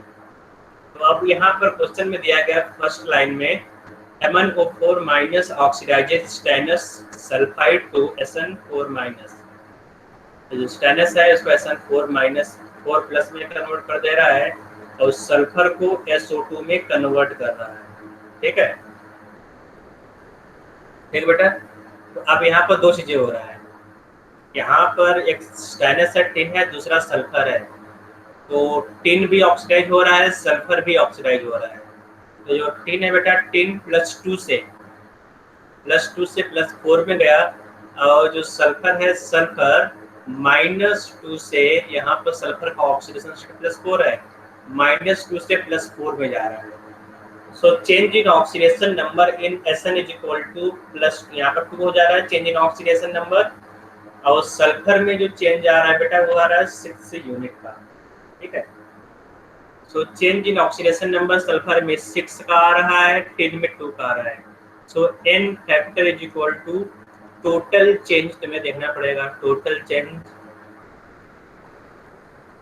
तो n फैक्टर कितना होगा बेटा टोटल चेंज में, 2 + 6 that is equal to 8। So n factor of SNS, तो इसका n फैक्टर कितना होगा, 8 होगा, और इसका n फैक्टर तुमने निकाल लिया 5 है ना। तो पहला काम तो यही करना है कि तुम्हें n फैक्टर दोनों का निकालना होगा, MnO4 माइनस का, और दूसरा SNS जो स्टेनलेस सल्फाइड है उसका n फैक्टर तुम्हें निकालना होगा। दोनों काम कर लिया, n फैक्टर आ गया। जैसे तुमने n फैक्टर कैलकुलेट किया वैसे ही 50% क्वेश्चन सॉल्व हो गया है ना। अब वैल्यू को यहाँ पर रख देना, आंसर आ जाएगा। ठीक बेटा, तो तुम्हें क्या करना होगा, तुम्हें आगे ये क्वेश्चन बना लेना है। MnO4 माइनस इज टाइटेटेड विद SNS है ना। तो जो नंबर ऑफ मोल्स आपका MnO4 में आप नंबर ऑफ मोल्स दे रहा है, और स्टेनलेस सल्फाइड का भी नंबर ऑफ मोल्स पूछ रहा है, दोनों का नंबर ऑफ मोल्स का चलेगा। तो number of moles of MnO4 minus multiplied by n factor है ना, यहाँ लगा दोगे, is equal to number of moles of stainless sulphide that is N2 multiplied by n factor of stainless sulphide is NF2।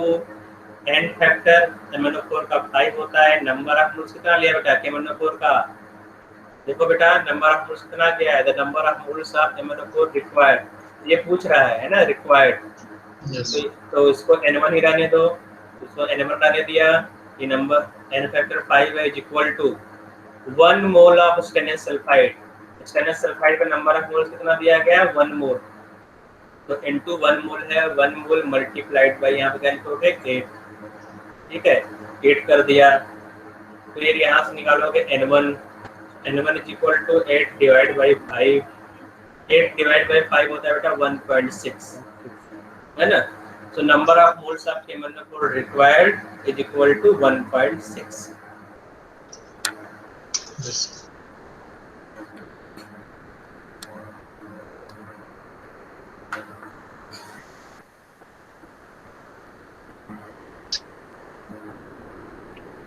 Sir NF2 8 कैसे, इससे कोई doubt है इसमें? तो 8 कैसे, एक बार वो बता दीजिए। 8 कहाँ से आया ऊपर, n फैक्टर। ओके, आ जाए बेटा n फैक्टर देख लेते हैं दोबारा। ठीक है, n फैक्टर को यहाँ पर नीचे में लिख दे रहा हूँ। तो यहाँ पर क्या है बेटा, दिया क्या है SNS। ठीक है, और ये किसमें कन्वर्ट हो रहा है बेटा, SNS कन्वर्ट हो रहा है सन में। और इसका जो ऑक्सीडेशन स्टेट कितना दिया गया बेटा, SN +4, तो +4 में जा रहा है।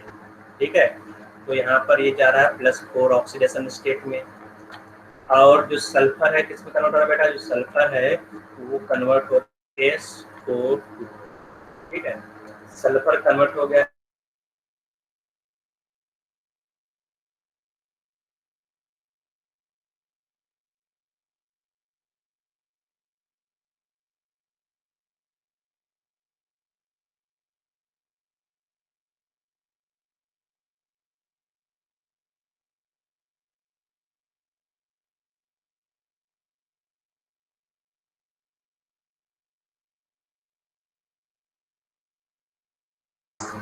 एक होता है अस मतलब होता है लोअर ऑक्सीडेशन स्टेट। ठीक है, अगर कहीं पर एक दिया गया मतलब क्या होगा, वो हायर ऑक्सीडेशन स्टेट। जैसे Fe2+ होता है और एक होता है Fe3+ है ना। तो Fe2+ क्या होगा बेटा, अस होगा। अस मतलब फेरस। Fe3+ क्या होगा बेटा, इफ होगा, है ना, इसका मतलब क्या हुआ, ये फेरिक आयन है। तो यहाँ पर भी +3 या फिर हायर ऑक्सीडेशन स्टेट क्या बोलोगे, इक बोलोगे, और लोअर ऑक्सीडेशन स्टेट को अस बोलोगे। तो यहाँ पर जो स्टेनस है लिखा हुआ है, यहाँ पर जाओगे, यहाँ क्वेश्चन में लिखा हुआ है स्टेनस सल्फाइड, तो यहाँ पर अस है लास्ट में, इसका मतलब लोअर ऑक्सीडेशन स्टेट है। जो स्टेनस होता है बेटा टिन, टिन के दो पॉसिबल ऑक्सीजन स्टेट है, स्टेबल ऑक्सीजन स्टेट होता है +2 और +4। तो लोअर वाला क्या होगा बेटा, अस होगा, है ना, जो हायर वाला है क्या होगा, इक होगा। इसका मतलब यहाँ पर जो टिन है वो +2 ऑक्सीजन स्टेट में है, और जो सल्फर है, सल्फर -2 होगा। अगर ये +2 है तो -2, टोटल सम 0 होना चाहिए, ठीक है। अब ये कैसे मालूम चला अस वाला +2 होगा, इक वाला +4 होगा, ये तुम्हें मालूम ही नहीं अभी तक, है ना। कब मालूम चलेगा, जब तुम पी ब्लॉक एलिमेंट पढ़ोगे, पी ब्लॉक, ये पी ब्लॉक में बताया जाएगा अस और इक ऑक्सीडेशन स्टेट, ठीक है। तो कोई दिक्कत नहीं, फिलहाल के लिए हम लोग यहाँ देखेंगे। तो ये हो गया तुम्हारा टिन का +2, सल्फर का -2। यहाँ पर जो टिन है बेटा, टिन का ऑक्सीजन स्टेट कन्वर्ट हो गया किसमें बेटा, +4 में चला गया, और जो सल्फर है, सल्फर किसमें चला गया बेटा, यहाँ पर सल्फर +4 में। तो देखेंगे जो टिन है, टिन में चेंज कितने यूनिट का हुआ, कितने यूनिट का चेंज हुआ बेटा टिन में ऑक्सीडेशन स्टेट का, बताओ। 2 का चेंज हुआ, 2 का चेंज। हाँ, तो ये 2 का चेंज हुआ। और सल्फर में कितने चेंज हुआ बेटा, सल्फर -2 से +4 में जा रहा है, 6 है ना। तो 4 -2 करोगे तो, है ना, कितना आ रहा है, 6 आ रहा है। तो सल्फर जो एन फैक्टर होता है, N factor equal to total change, है ना, टोटल चेंज होगा यहाँ पर। तो टोटल चेंज मतलब एक टिन में चेंज कितना हो रहा है, और सल्फर में कितना चेंज हो रहा है, ठीक है। तो सल्फर में 6 हो रहा है, टिन में 2 का हो रहा है, तो टोटल चेंज 8 यूनिट का हो रहा है।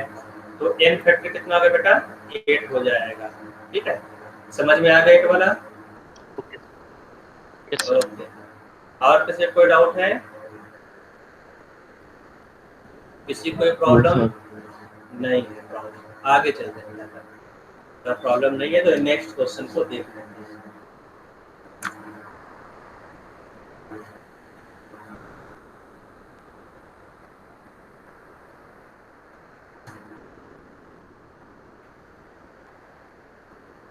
यहाँ देखो क्वेश्चन दिया गया इस तरह से, है ना, और यहाँ पूरा रिएक्शन भी बना के अच्छे से दे दिया गया है। इस क्वेश्चन को तुम लोग करो, करके बताओ, अगर डाउट हो रहा है तो मैं बता रहा हूँ, है ना, आसान सा क्वेश्चन है।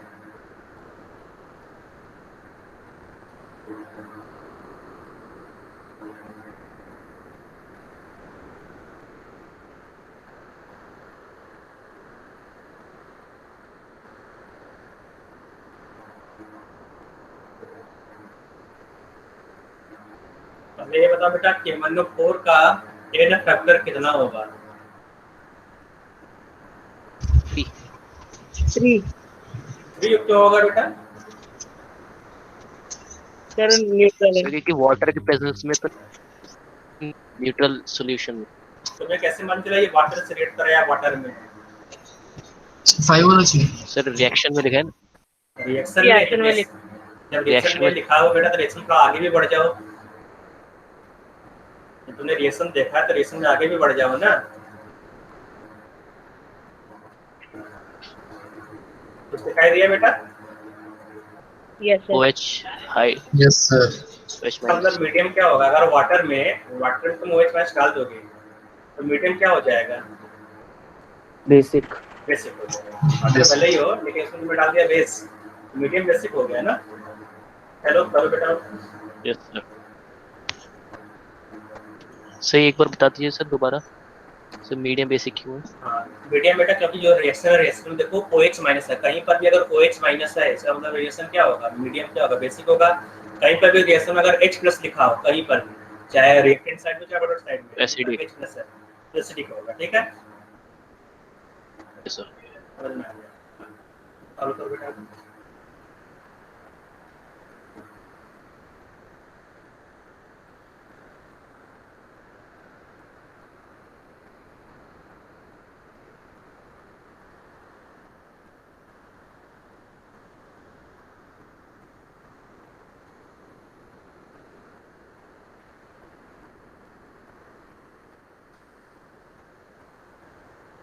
यहाँ पर तुमने KMnO4 को रिएक्ट कराया, KMnO4 को रिएक्ट करा रहे हो सोडियम थायोसल्फेट से,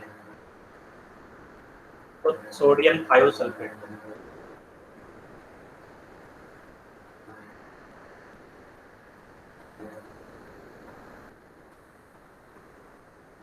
दोनों का एन फैक्टर तुमने निकाल लिया।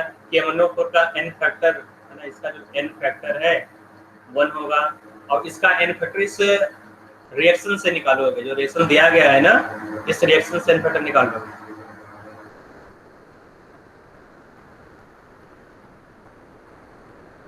और वैसे भी अगर मान लो तुम्हें ये नहीं मालूम कि मीडियम कौन सा है, तो यहाँ पे जो रिएक्शन दिया गया है, इस रिएक्शन से तुम MnO4 माइनस का एन फैक्टर निकाल सकते हो, है ना। ध्यान रखो ये +7 में है और यहाँ पर जो Mn है +4 में चला गया, तो मतलब जो KMnO4 से MnO4 माइनस मिला, ये MnO4 माइनस MnO2 में कन्वर्ट हो रहा है, मतलब +7 से एक मिनट बेटा, ये गड़बड़ हो गया मैंने।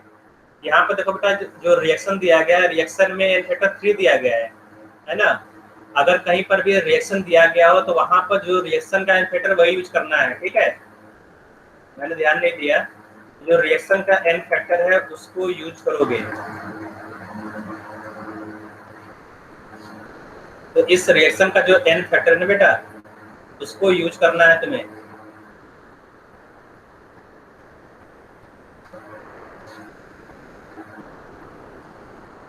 Yes sir, answer. तो यहाँ पर जो MnO4 माइनस है, इसका एन फैक्टर तुम्हें यूज करना है 3, और इसका जो एन फैक्टर तुमने कन्वर्ट किया होगा वो यूज करना है। तो कितना है सोडियम सल्फेट का एन फैक्टर कितना आ रहा है बेटा? Na2H2O3 का एन फैक्टर कितना आ रहा है? MnO4 माइनस तुमने निकाला, एन फैक्टर 3 आ गया, क्योंकि ये +7 से ये +4 में कन्वर्ट हो रहा है, क्योंकि रिएक्शन दिया गया है। अगर रिएक्शन दिया गया उसमें हम लोग छेड़छाड़ नहीं करेंगे, ठीक है। भले यहाँ पे बेंडिया बेसिक दे दिया गया और लेकिन यहाँ पे ये रिएक्शन इस तरह से हो रहा है, तो यही यूज करना है यहाँ पर। और H2O3 माइनस का जो एन फैक्टर है वो तुमने निकाल लिया होगा, ये 1 आ रहा है ना बेटा। इसका एन फैक्टर कितना आ रहा है H2O3 माइनस का? यहाँ पर तुम निकालोगे n factor of sulphur, that is 2। यहाँ पर एन फैक्टर ऑफ सल्फर निकालोगे, है ना, यहाँ पर। तो sulphur let the oxygen state of sulphur is equal to 4 आ रहा है। 2x 8 आएगा सर, 8 आ रहा है सर, 8 आ रहा है।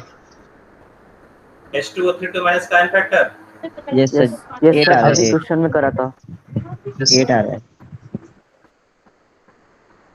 एक मैं दोबारा कर लेता हूँ, ठीक है। 2x प्लस ऑक्सीजन का -2 होगा multiplied by 3 is equal to -2। So 2x is equal to -2 minus यहाँ हो जाएगा प्लस 4 हो जा रहा है, तो x इज इक्वल टू 2 आ जा रहा है। तो यहाँ पर सल्फर का 2 हो जाएगा ऑक्सीजन स्टेट, और यहाँ पर जो सल्फर है यहाँ सल्फर का 2 आ रहा है, +2 है, याद रखो। और यहाँ पर SO4 2 minus let oxygen state of sulphur is equal to x, ठीक है। ये SO4 है ना, SO4 2 माइनस है, तो SO4 2 माइनस यहाँ दिया गया था, SO4 सल्फेट आयन है। तो सल्फेट आयन में फ्लैट में लिख रहा हूँ +6, याद है, ठीक है। तो +2 से +6 का तो 4 यूनिट का चेंज हो रहा है, तो 2 यहाँ पर सल्फर तो 2 मल्टीप्लाइड बाई है ना, तो 8 हो जाएगा, ठीक है। तो एन फैक्टर यहाँ पर जा रहा है 8, इसका एन फैक्टर 8 है और इसका एन फैक्टर 3 है, 1 नहीं होगा, यहाँ पर 3 होगा, ठीक है। तो आगे कर लेते हैं इसको मैं नीचे कॉपी करता हूँ।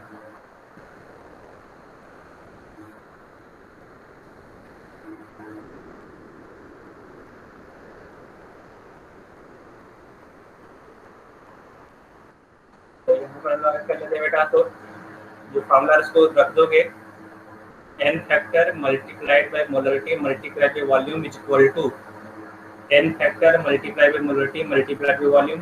सो एन फैक्टर आप KMnO4 ने यूज कर लिया, मोलरिटी या KMnO4 0.1 multiplied volume of KMnO4 दिया गया है, नहीं यही निकालना है तुम्हें, volume of KMnO4 that is equal to n factor of sodium thiosulphate, इसका एन फैक्टर तुमने निकाल लिया 8 है, मल्टीप्लाइड बाय मोलरिटी, जैसे यहाँ पर मास दिया गया है तो यहाँ पर मास और होना चलेगा नंबर ऑफ मोल्स, यस, है ना। तो number of moles given mass divided by molar mass, तो गिवन मास दिया गया है 0.158 डिवाइडेड मोलर मास कितना है बेटा? सो 158 158 से तो सॉल्व कर देता हूं, ठीक है 158। तो हो जाएगा। तो वॉल्यूम कितना आ रहा है बेटा, निकालो। Sir 8/3 multiply 10⁻⁻² litre. ये multiplied by 0.1 divide by 3 divide by 0.1, तो 2.66 आ रहा है। 2.66 तो लीटर में होगा ये, है ना। तो यहाँ पे जो वॉल्यूम है ये लीटर में है, इसको ml में कन्वर्ट कर दो तो कुछ गड़बड़ हो रहा है यहाँ पर। सर आपने 0.1 लिख दिया, वहाँ पे 0.1 नहीं आएगा। यहाँ पर 8 मल्टीप्लाई में 8 मल्टीप्लाई 8 1 मल्टीप्लाइड बाई, अच्छा ये गड़बड़ कर दिया यहाँ पर, कितना बेटा 0.001 होगा ना, 0.01, ठीक है। कर लेना यहाँ पर, सही आ जाएगा आंसर, ठीक बेटा।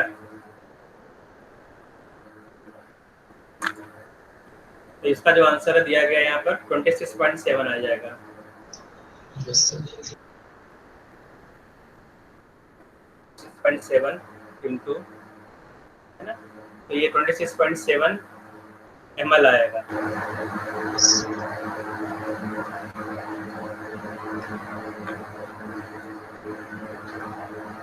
तो इस तरह से अगर कोई रिएक्शन दिया गया हो और तुम्हें मालूम इसका एन फैक्टर इतना है, तो उस एन फैक्टर को तुम्हें यूज नहीं करना है, सही इस क्वेश्चन को गड़बड़ हो जाता है। अगर हम लोग यहाँ पर एन फैक्टर 1 ले लेते गड़बड़ हो जाता है। तो जो एन फैक्टर दिया गया, जो रिएक्शन में दिया गया हो, वही एन फैक्टर लोगों को यूज करना है, ठीक है। तो तुम्हारा आंसर सही आएगा। लास्ट क्वेश्चन देख लेते हैं।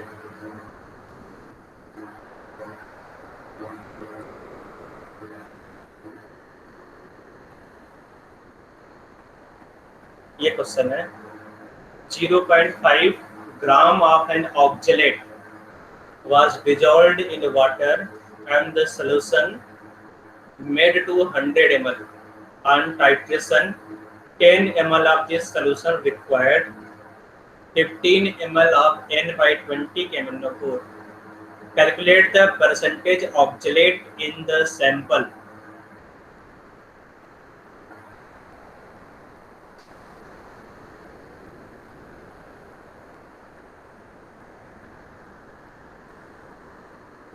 है ना।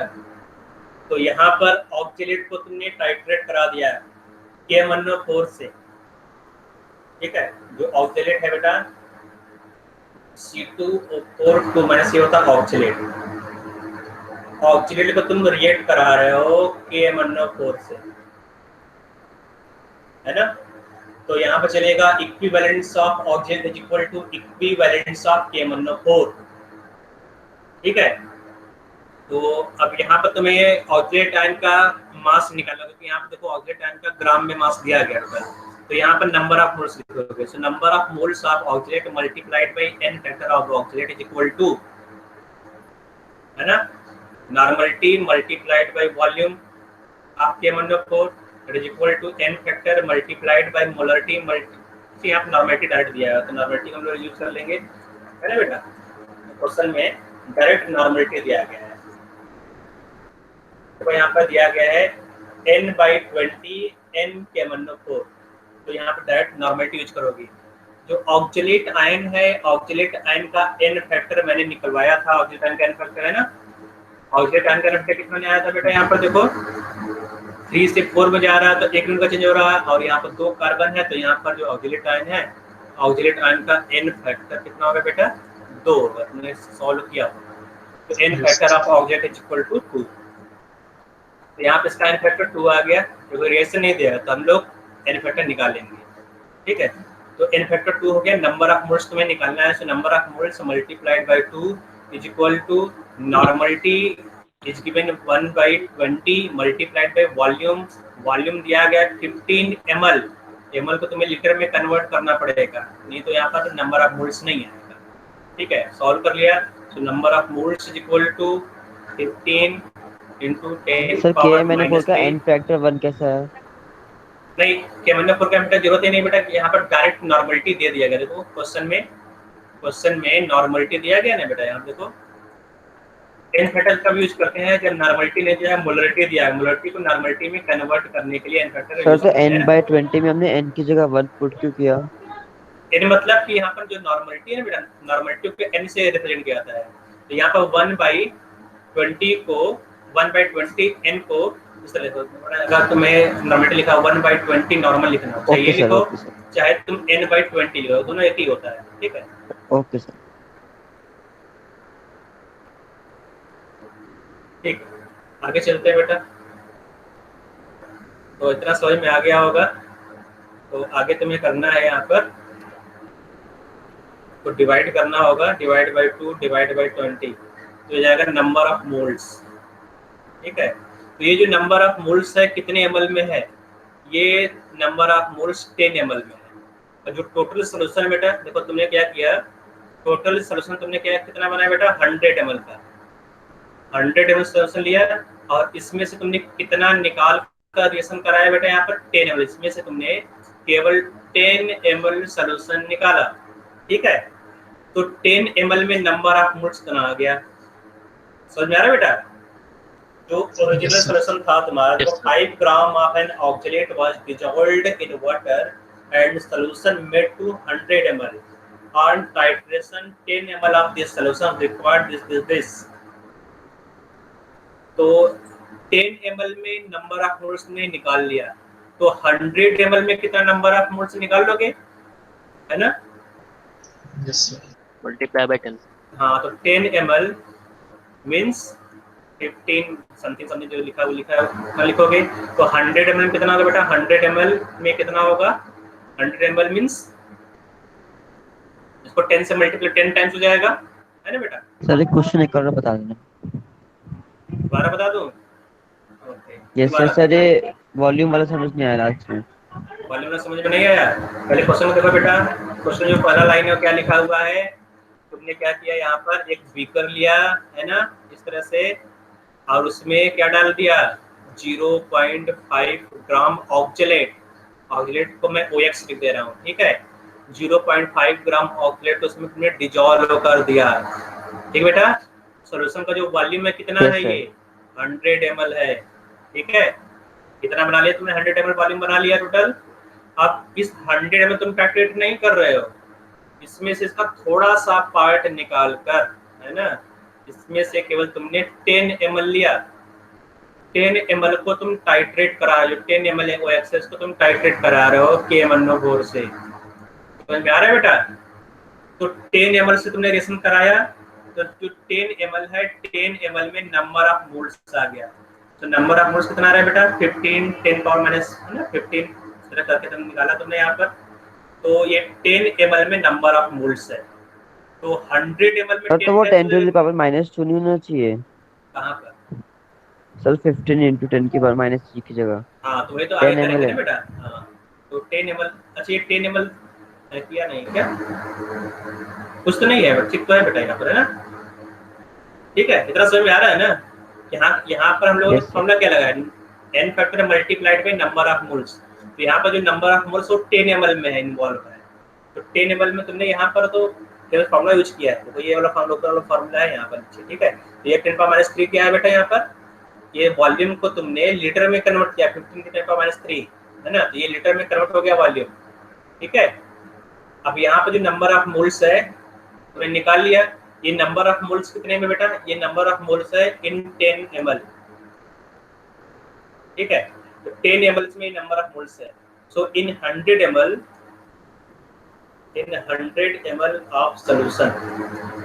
ठीक है, number of moles of oxalate ion is equal to 10 multiplied by, जो ऊपर तुमने वाले निकाला था ना, 10 multiplied by 15, 10 multiplied by 15 into 10 power -3 divide by 2 divide by 20। ठीक है, ये निकाला तुमने, तो ये आ गया number of moles of oxalate ion. इसको सॉल्व कर लेते हैं, नंबर ऑफ मोल्स कितना आ रहा है बेटा, नंबर ऑफ मोल्स सॉल्व करने पर कितना आ जाएगा, तो ये जाएगा यहाँ पर 15 मल्टीप्लाइड बाई 10 को multiplied by 10 divide by 2 divide by 20 divide by 1000। ठीक है, तो वो ये कितना जा रहा है, इतने मोल्स आ जा रहे हैं, ठीक है, बहुत कम मोल्स आ रहे हैं, जो भी है ये मोल्स आ गया। अब यहाँ पर तुम्हें मास निकालना है, मास ऑफ ऑक्सीलेट आयन, ठीक है, क्योंकि आप देखो ये जो मास है वो पूछ रहा है what is the percentage of oxalate ion in the sample, तो परसेंटेज निकालने के लिए तुम्हें मास निकालना पड़ेगा। So mass of oxalate is equal to, है ना, तो यहाँ पर mass of oxalate is equal to moles multiplied by molar mass. तो molar mass of oxalate ion तुम्हें निकालना होगा, तो मोल्स तुमने यहाँ पे निकाला 0.0038 mole multiplied by molar mass of oxalate. तो जो ऑक्सीलेट है उसमें 2 कार्बन 2 मल्टीप्लाइड बाय 12 ऑक्सीजन। यहाँ पर ऑक्सीलेट आयन कितना बेटा, ऑक्सीलेट आयन में नो, और जो फार्मूला है C2O4 2 माइनस, है ना, तो 4 ऑक्सीजन यहाँ पर है, तो 16 मल्टीप्लाइड बाय 4, तो कितना 16 मल्टीप्लाइड बाय 4 कर दिया, इसको ऐड कर लो, है ना, तो कितना आ रहा बेटा 0.0038 मल्टीप्लाइड बाय 24 प्लस 64, कितना आ जाएगा 24 प्लस 64 कितना आ जाएगा बेटा 24 प्लस 64, है ना, तो आ जाएगा 88 आ गया। उसको सॉल्व करके लिखोगे यहाँ पर, तो यहाँ पे कितना आ जा रहा है बेटा 0.0038 मल्टीप्लाइड बाई 88, तो आंसर आ गया 0.3344 ग्राम, इतना ग्राम आ गया ऑक्सीलेट आयन, ठीक है। तो परसेंटेज ऑफ ऑक्सीलेट तुम्हें निकालना है, तो percentage of oxalate is equal to experimental yield divide by oxalate ion, कितना तुमने लिया था यहाँ पर ना, ऑक्सीलेट आयन, ठीक है, मतलब इम्प्योर ऑक्सीलेट आयन, है ना, pure oxalate ion divide by impure oxalate ion multiplied by 100, ये होता है बेटा परसेंटेज का फार्मूला, है ना, जो छोटा वाला उसको ऊपर रखोगे, जो बिगर नंबर है उसको नीचे रखोगे, मल्टीप्लाइड बाय 100। अब तुमने यहाँ पर निकाला ऑक्सीलेट आयन की तरह, जो एक्सपेरिमेंट करके एक्सपेरिमेंट टाइट्रेशन किया, उसके बाद ये है बेटा 0.3344 ग्राम डिवाइड बाई तुमने कितना लिया था 0.5 ग्राम लिया था, है ना, तो gram divide by gram multiplied by 100, तो कितना आ जाएगा बेटा आंसर, आप देखोगे तो 0.3344 मल्टीप्लाइड बाई 100 डिवाइड बाई 0.5, है ना, तो आंसर कितना आ रहा है 66.88 आ गया, तो अप्रॉक्सीमेटली सही है ना, तो यहाँ पर 66 दिया गया, तो 66.88, तो कोई दिक्कत नहीं। ठीक बेटा, आप किसी कोई डाउट है तो पूछ सकते हो।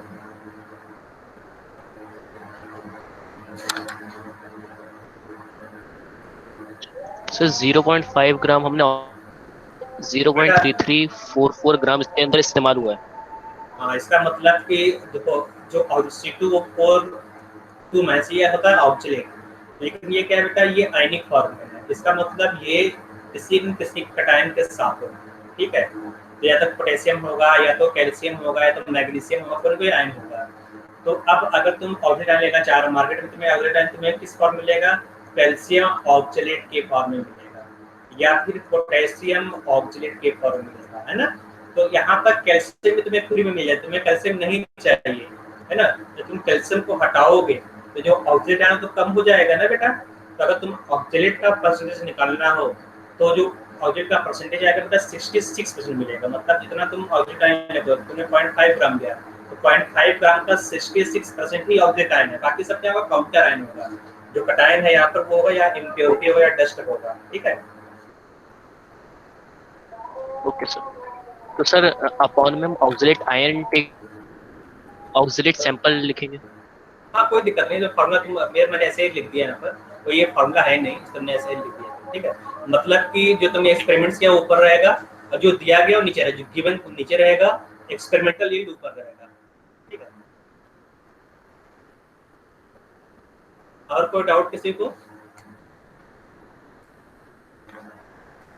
किसी कोई डाउट है? नहीं है, आगे बढ़े बेटा। Yes sir. ओके, तो टाइट्रेशन का कुछ क्वेश्चन दिया जाएगा होमवर्क के लिए, तुम लोग करना, मैं डीपी में बना के दे दूंगा, डीपी में कुछ क्वेश्चन सॉल्व करना, कल मिलेगा डीपी। तो आगे चलते हैं, आगे लोग पढ़ना बेटा, नॉर्मलिटी हो गया, तो हो गया है, टाइट्रेशन तो मैंने बता दिया, टाइट्रेशन फिनिश हो गया। आगे है वॉल्यूम स्ट्रेंथ ऑफ H2O2, ठीक है, ये तुम्हें पढ़ना है वॉल्यूम स्ट्रेंथ ऑफ H2O2। तो ये वॉल्यूम स्ट्रेंथ ऑफ H2O2 होता क्या है बेटा? जो H2O2 होता है ना वो हाईली अनस्टेबल कंपाउंड होता है, ठीक है। तो अगर H2O2 तुमने एक बॉटल में रख दिया तो क्या होगा बेटा, जो H2O2 है ना, H2O2 डिकम्पोज हो जाएगा। इसमें डिकम्पोज होगा बेटा, H2O और ऑक्सीजन में टूट जाएगा, ठीक है। अब इस रिएक्शन को कैटलाइज किया करता है बेटा, अगर तुमने इसको सनलाइट में रख दिया, H मतलब होता है सनलाइट, प्रोटॉन का एनर्जी होता है H, सनलाइट में रख दिया या फिर इसको हीट दे दिया, है ना। अगर तुमने इसको हीट कर दिया, गरमा दिया, सनलाइट दे दिया तो क्या होगा, टूट जाएगा, डिकम्पोजिशन हो जाएगा यहाँ पर। तो इसको बचाने के लिए क्या करते हैं, सनलाइट से बचाने के लिए H2O2 को ब्लैक बॉटल में, है ना, यहाँ पर जो ब्लैक कलर का बॉटल होगा उसमें H2O2 को सैंपल को स्टोर करते हैं, ठीक है। और जो हीट है, हीट को क्या करो, कम करना है, मिनिमाइज करना है, इसको रेफ्रिजरेट करते हैं। जो H2O2 का बॉटल है उसको फ्रीज में रखा जाता है। तो ये रीजन बेटा जो H2O2 है उसको ब्लैक बॉटल में क्यों रखते हैं, क्योंकि डिकम्पोजिशन हो जाएगा, है ना, और सनलाइट इस डिकम्पोजिशन को कैटलाइज करता है। इसको रेफ्रिजरेट क्यों कहता है बेटा H2O2 को, हमें मालूम है डिकम्पोजिशन रिएक्शन होता है बेटा, और ये हीट से कैटलाइज होगा, हीट कैटलाइज रिएक्शन है डिकम्पोजिशन रिएक्शन, इसलिए इसको रेफ्रिजरेट किया जाता है ना, ताकि और ज़्यादा इसका डिकम्पोजिशन न हो पाए। इसका मतलब कि ये कैटलिस्ट अगर तुम हटा दोगे तो भी तो H2O2 का डिकम्पोजिशन होगा कि नहीं होगा, क्योंकि ये कैटलिस्ट है, कैटलिस्ट रिएक्शन को कैटलाइज करता है। अगर तुमने कैटलिस्ट को हटा दिया तो रिएक्शन तो होगा लेकिन स्लो रेट से होगा। इसका मतलब अगर H2O2 का तुमने कोई बॉटल ले लिया है, इसका मतलब ये नहीं कि जितना उस पर जितना लिखा गया है, जितना कंसंट्रेशन लिखा गया है H2O2 का उतना ही हो, वो टाइम के साथ साथ उसका कंसंट्रेशन कम हो जाए। देखो यहाँ पर जो ऑक्सीजन उड़ जाएगा और जो H2O वाटर बन जाएगा, वाटर मतलब H2O2 डाइल्यूट कर देगा। समझ में आ रहा है बेटा? यहाँ पर रिएक्शन देखो, यहाँ पे दिखा मैंने H2O2 क्या हो रहा है, H2O2 डिकम्पोज होकर वाटर और ऑक्सीजन बना रहा है। जो वाटर है, वाटर क्या करेगा, H2O2 को डाइल्यूट कर देगा, है ना। इसलिए जो H2O2 है, H2O2 का जो डिकम्पोजिशन है या फिर जो कंसंट्रेशन है उसको मोलरिटी या नॉर्मलिटी में न एक्सप्रेस करके वॉल्यूम के टर्म्स में एक्सप्रेस किया था। अगर तुम H2O2 का बॉटल कर दोगे तो H2O2 पे एक स्टिकर लगा रहेगा, उस पर लिखा रहेगा 20 वॉल्यूम H2O2, है ना, या फिर लिखा रहेगा 15 वॉल्यूम H2O2। इस तरह से वॉल्यूम के टर्म्स में उसका कंसंट्रेशन लिखा रहेगा। तो एक बार फिर से बताना वॉल्यूम के टर्म्स में क्यों लेंगे बेटा? यहाँ पर देखो जो H2O2 है डिकम्पोज हो जाएगा ना, अनस्टेबल होता है ना। जब ये अनस्टेबल है तो ये क्या होगा, डिकम्पोज होकर ऑक्सीजन लिबरेट करता है, ठीक है। तो इसका जो कंसंट्रेशन है, कंसंट्रेशन मोलरिटी या नॉर्मलिटी में न लेकर हम लोग इसमें लेते हैं बेटा वॉल्यूम के टर्म्स में। अब ये वॉल्यूम होता क्या है देखेंगे आगे, वॉल्यूम के टर्म्स में क्या होता है ये वॉल्यूम। यहाँ पर जब मैंने बताया यहाँ पे बेटा कि जो H2O2 उस पर स्टिकर लगा रहेगा और उस पर लिखा रहेगा 20 वॉल्यूम H2O2 या फिर 10 वॉल्यूम H2O2, है ना। मतलब इसका जो कंसंट्रेशन है वॉल्यूम के टर्म्स में होता है। वॉल्यूम होता क्या है यहाँ पे, है ना। तो यहाँ पर है X volume of H2O2 means X litre of oxygen is liberated by 1 litre of H2O2 on decomposition. समझ आ रहा है बेटा? इसका मतलब अगर तुमने 1 लीटर H2O2 लिया तो STP पर X वॉल्यूम H2 ऑक्सीजन का लिक्विड होगा। देखो यहाँ पे बेटा मान लो क्या हुआ कि H2O2 दिया गया है H2O2 और यहाँ पर लेबलिंग दिया गया है 20 वॉल्यूम, ठीक है, 20 वॉल्यूम। इसका मतलब क्या हुआ कि STP जो H2O2 है ये STP पर 20 लीटर ऑक्सीजन लिबरेट करेगा। मतलब जितना लिखा गया हो ना बेटा उतना ऑक्सीजन लिबरेट करेगा, ठीक है। इतना समझ रहा है बेटा? जितना स्टिकर पर लिखा गया मतलब 10 वॉल्यूम लिखा गया है, इसका मतलब STP पर ये 10 litre volume of oxygen, 10 litre oxygen liberate करेगा, ठीक है। तो 10 लीटर कितने से लिबरेट करेगा बेटा? 1 लीटर से। 1 लीटर H2O2 तुम लोग यहाँ पर 1 लीटर H2O2 1 लीटर से 10 लीटर, और अगर यहाँ पर लेवल पर दिया गया है एक्स वॉल्यूम, इसका मतलब क्या हुआ बेटा, एसटीपी पर कितने लीटर ऑक्सीजन लिबरेट करेगा, जितना लिखा गया उतना ही ऑक्सीजन लिबरेट करेगा बेटा। अगर एक्स वॉल्यूम लिखा गया है तो एक्स लीटर ऑक्सीजन लिबरेट करेगा। समझ आ रहा है बेटा, जितना सर लिखा एसटीपी गया पे है सेम वॉल्यूम करता है जितना लिखा एसटीपी पर। रहेगा उतना ही, हाँ एसटीपी पर। तो अगर एसटीपी ना हो तो हाँ तो उसके लिए तुम फॉर्मूला लगाओगे N1 V1 N2 V2 है ना, तो वहाँ पे तुम्हें कन्वर्ट करना पड़ेगा। याद रखो ये एसटीपी है, एसटीपी पर इतना वॉल्यूम निकलेगा, ठीक है। सर तो तो फिर 1 अगर का 10 कैसे हो गया लीटर? हाँ तो क्योंकि देखो बेटा ये क्या है बेटा, H2O2 लिक्विड होता है। जब लिक्विड को इसको एक्सपेंड करोगे है ना, तो ये गैस में कन्वर्ट हो जाएगा और गैस का वॉल्यूम ज्यादा होता है, ठीक है। तो ओके सर। अगर 1 मोल H2O2 लिया तो 1 मोल से कितना निकलेगा बेटा, 22.4 लीटर ऑक्सीजन निकलेगा, ओके सर। ठीक है। तो इसका मतलब यही होता है 1 लीटर से जितने लीटर ऑक्सीजन निकलेगा वही उसका कंसंट्रेशन होगा, ठीक है। तो अब यहाँ पर अगर तुम्हें लिखना जाएगा तो मैं वॉल्यूम क्या क्या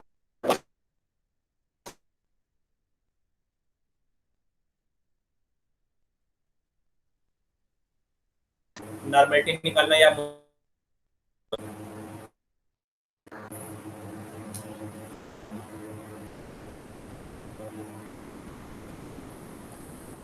आवाज सुनाई दे रहा है? Yes sir. ओके, तो फ्रेश हो गया थोड़ा सा सॉफ्टवेयर है, ठीक है। तो आवाज सुनते रहो मेरा कि अगर तुम्हें नॉर्मलिटी से मोलरिटी निकालना हो, ठीक है, नॉर्मलिटी से मोलरिटी निकालना हो,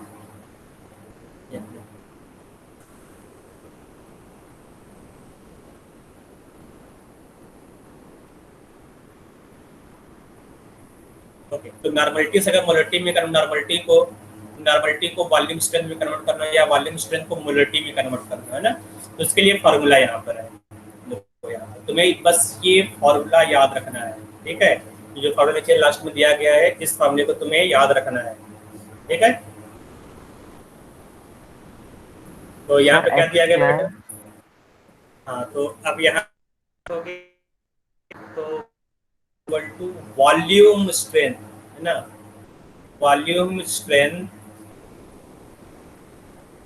ऑफ H2O2, मतलब जो स्टिकर पर लिखा गया है ना 20 वॉल्यूम या 50 वॉल्यूम जो भी लिखा गया हो है ना, तो जो स्टिकर लिखा गया वही एक्स है, एक्स वॉल्यूम। तो 20 50 15 10 वॉल्यूम ये सबको तुमने एक्स लिख दिया, तो एक्स क्या बेटा, वॉल्यूम स्ट्रेंथ ऑफ H2O2, ठीक है। तो x divide by 11.2 is equal to half into normality is equal to molarity. और एक चीज याद रखना है बेटा, n factor of H2O2, n factor of H2O2 ये कितना होता है, n factor of H2O2 it's 2। बस ये 3 फॉर्मूला याद रखना है, नंबर 1 नंबर 2 नंबर 3। एक्चुअली ये फार्मूला नहीं है, नंबर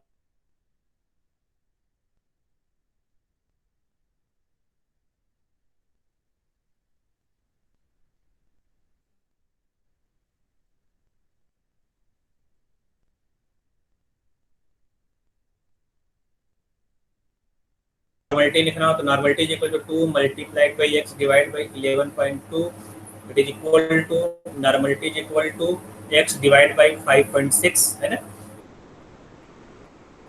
ये मोलरिटी और वॉल्यूम स्ट्रेंथ में रिलेशन है, ये नॉर्मलिटी और वॉल्यूम स्ट्रेंथ में रिलेशन है। एक्चुअली यही से तुम्हें फॉर्मूला डेराइव हुआ है, कुछ नया नहीं। इससे कोई डाउट तो नहीं है ना?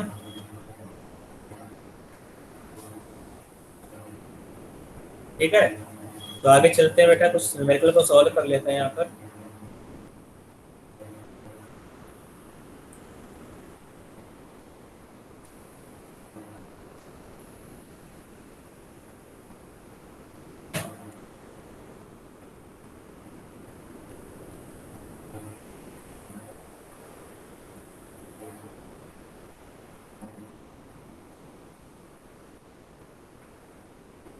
ओके बेटा,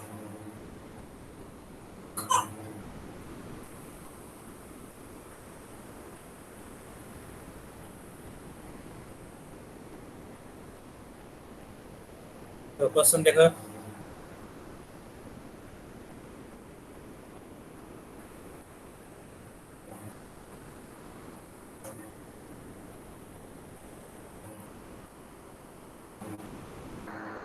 क्वेश्चन दिया गया है the normality of 20 volume hydrogen peroxide is.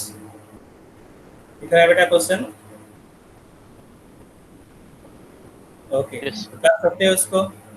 तो इसका मतलब यहाँ पर दिया गया है यहाँ पे 20 वॉल्यूम हाइड्रोजन पेरोक्साइड में H2O2, ठीक है। और इसका पूछ रहा है नॉर्मलिटी, तो नॉर्मलिटी और वॉल्यूम स्ट्रेंथ रिलेशन, तो x इज इक्वल टू 20 दिया गया है, तो normality is equal to x divide by 5.6, so normality is equal to 20 divide by 5.6, है ना। तो कितना आ जाएगा आंसर यहाँ पर? 20 यहाँ पर आ जाएगा 20 डिवाइड बाई 5.6, तो आंसर आ जाएगा यहाँ पर। सर ये 5 एक बार और बता दीजिए सर, जो आपने बताया था एक। ओके, यहीं पे क्वेश्चन है बेटा। यहाँ पर देखो बेटा, नॉर्मलिटी कितना दिया गया? 20 वॉल्यूम दिया गया normality, sorry volume strength. Volume strength of H2O2 is 20 volume, तुमने यहाँ ले दिया volume strength is 20 volume H2O2, ठीक है। तो 20 वॉल्यूम मतलब कि यहाँ पर जो लेवलिंग दिया गया है x इक्वल टू 20 दिया गया है, ठीक है। पूछ क्या रहा है बेटा? नॉर्मलिटी पूछ रहा है, ठीक है, नॉर्मलिटी पूछ रहा है। तो नॉर्मलिटी और वॉल्यूम स्ट्रेंथ जो रिलेशन उसको लिखोगे, normality is equal to x divide by 5.6 ये होगा बेटा, है ना। या फिर तुम ये लिख सकते हो normality into 1/2 is equal to x divide by 11.5, ये था। इसी को मैंने रीअरेंज किया, normality is equal to x divide by 5.6, तो x को तुम यहाँ पर रख दोगे, x का वैल्यू यहाँ पर दिया गया है 20, so normality is equal to 20 divide by 5.6, तो आंसर आ जाएगा यहाँ पर 3.57 नॉर्मल, ठीक है। 5.6 कैसे है? ये 5.6 बेटा फार्मूला बेटा यहाँ पर। Yes sir. देखो ये फार्मूला तुम्हें याद रखना पड़ेगा, है ना। Molarity is equal to 1/2 normality is equal to x by 11.2, ठीक है। इसका डायरेक्शन ऊपर दिया गया है, यहाँ पे इसको नोट कर लो। डायरेक्शन आसान सा है, मोल कॉन्सेप्ट का जो है ना लिमिटिंग रीजन वाला जो फार्मूला है उसको यूज करके यहाँ पर निकाला गया है। तो देख सकते हो, अगर समझ में बता दूंगा मैं बाद में, सिंपल सा डायरेक्शन मैंने लिख दिया यहाँ पर। Half normality is equal to x upon 11.2 है, फिर नॉर्मलिटी तो सर क्रॉस में 2x अपॉन में 11.2 होगा ना। हाँ, वही तो मैंने लिखा है बेटा, वही तो मैंने लिखा है, normality is equal to 2x divide by 11.2, है ना। इसको क्या कर सकते हो? Normality is equal to x divide by 11.2 divide by 2, ये होगा ना। Normality is equal to x divide by 5.6, simple math बेटा, है ना। ओके सर, समझ में आ गया होगा ये। Yes, दूसरा क्वेश्चन करते हैं, ठीक है। ये आसान सा क्वेश्चन था, ये दूसरा आसान सा क्वेश्चन कर लेते हैं। दूसरा आसान सा क्वेश्चन है,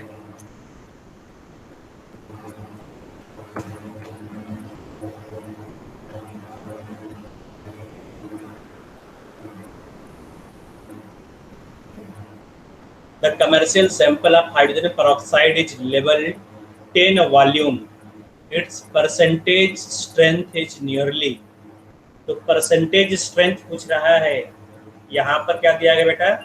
10 वॉल्यूम दिया गया इसका, तो यहाँ से तुम मोलरिटी निकाल लोगे और मोलरिटी को परसेंट स्ट्रेंथ में कन्वर्ट कर दोगे, ठीक है। क्वेश्चन में क्या करना है? 10 वॉल्यूम दिया गया है, मतलब जो x है x इक्वल टू 10 दिया गया है ना यहाँ पर, तो यहाँ तुम्हें क्या निकालना होगा? मोलरिटी। और मोलरिटी तुम क्या निकालोगे? Percent strength. मैंने बहुत सारा क्वेश्चन कराया है, मोलरिटी को परसेंट स्ट्रेंथ में कैसे कन्वर्ट करोगे, या परसेंट स्ट्रेंथ को मोलरिटी में कैसे कन्वर्ट करोगे, इस तरह क्वेश्चन मैंने ढेर सारा कराया है, ठीक है। तो इसको नोट करो, इसका स्क्रीनशॉट ले लो, नेक्स्ट क्वेश्चन में करके आना है नेक्स्ट क्लास में, ठीक है। कर लोगे ना सर? एक बार ये वाला क्वेश्चन करा दो। करा देंगे, ये होमवर्क है ना, तो करो। Okay sir. और नेक्स्ट क्लास में बताऊंगा मैं इसको, ठीक है। इसका स्क्रीनशॉट ले लो, नेक्स्ट क्लास में इसको बताया जाएगा, ठीक है। तब तक के लिए गुड इवनिंग बेटा। Good evening sir. Good evening.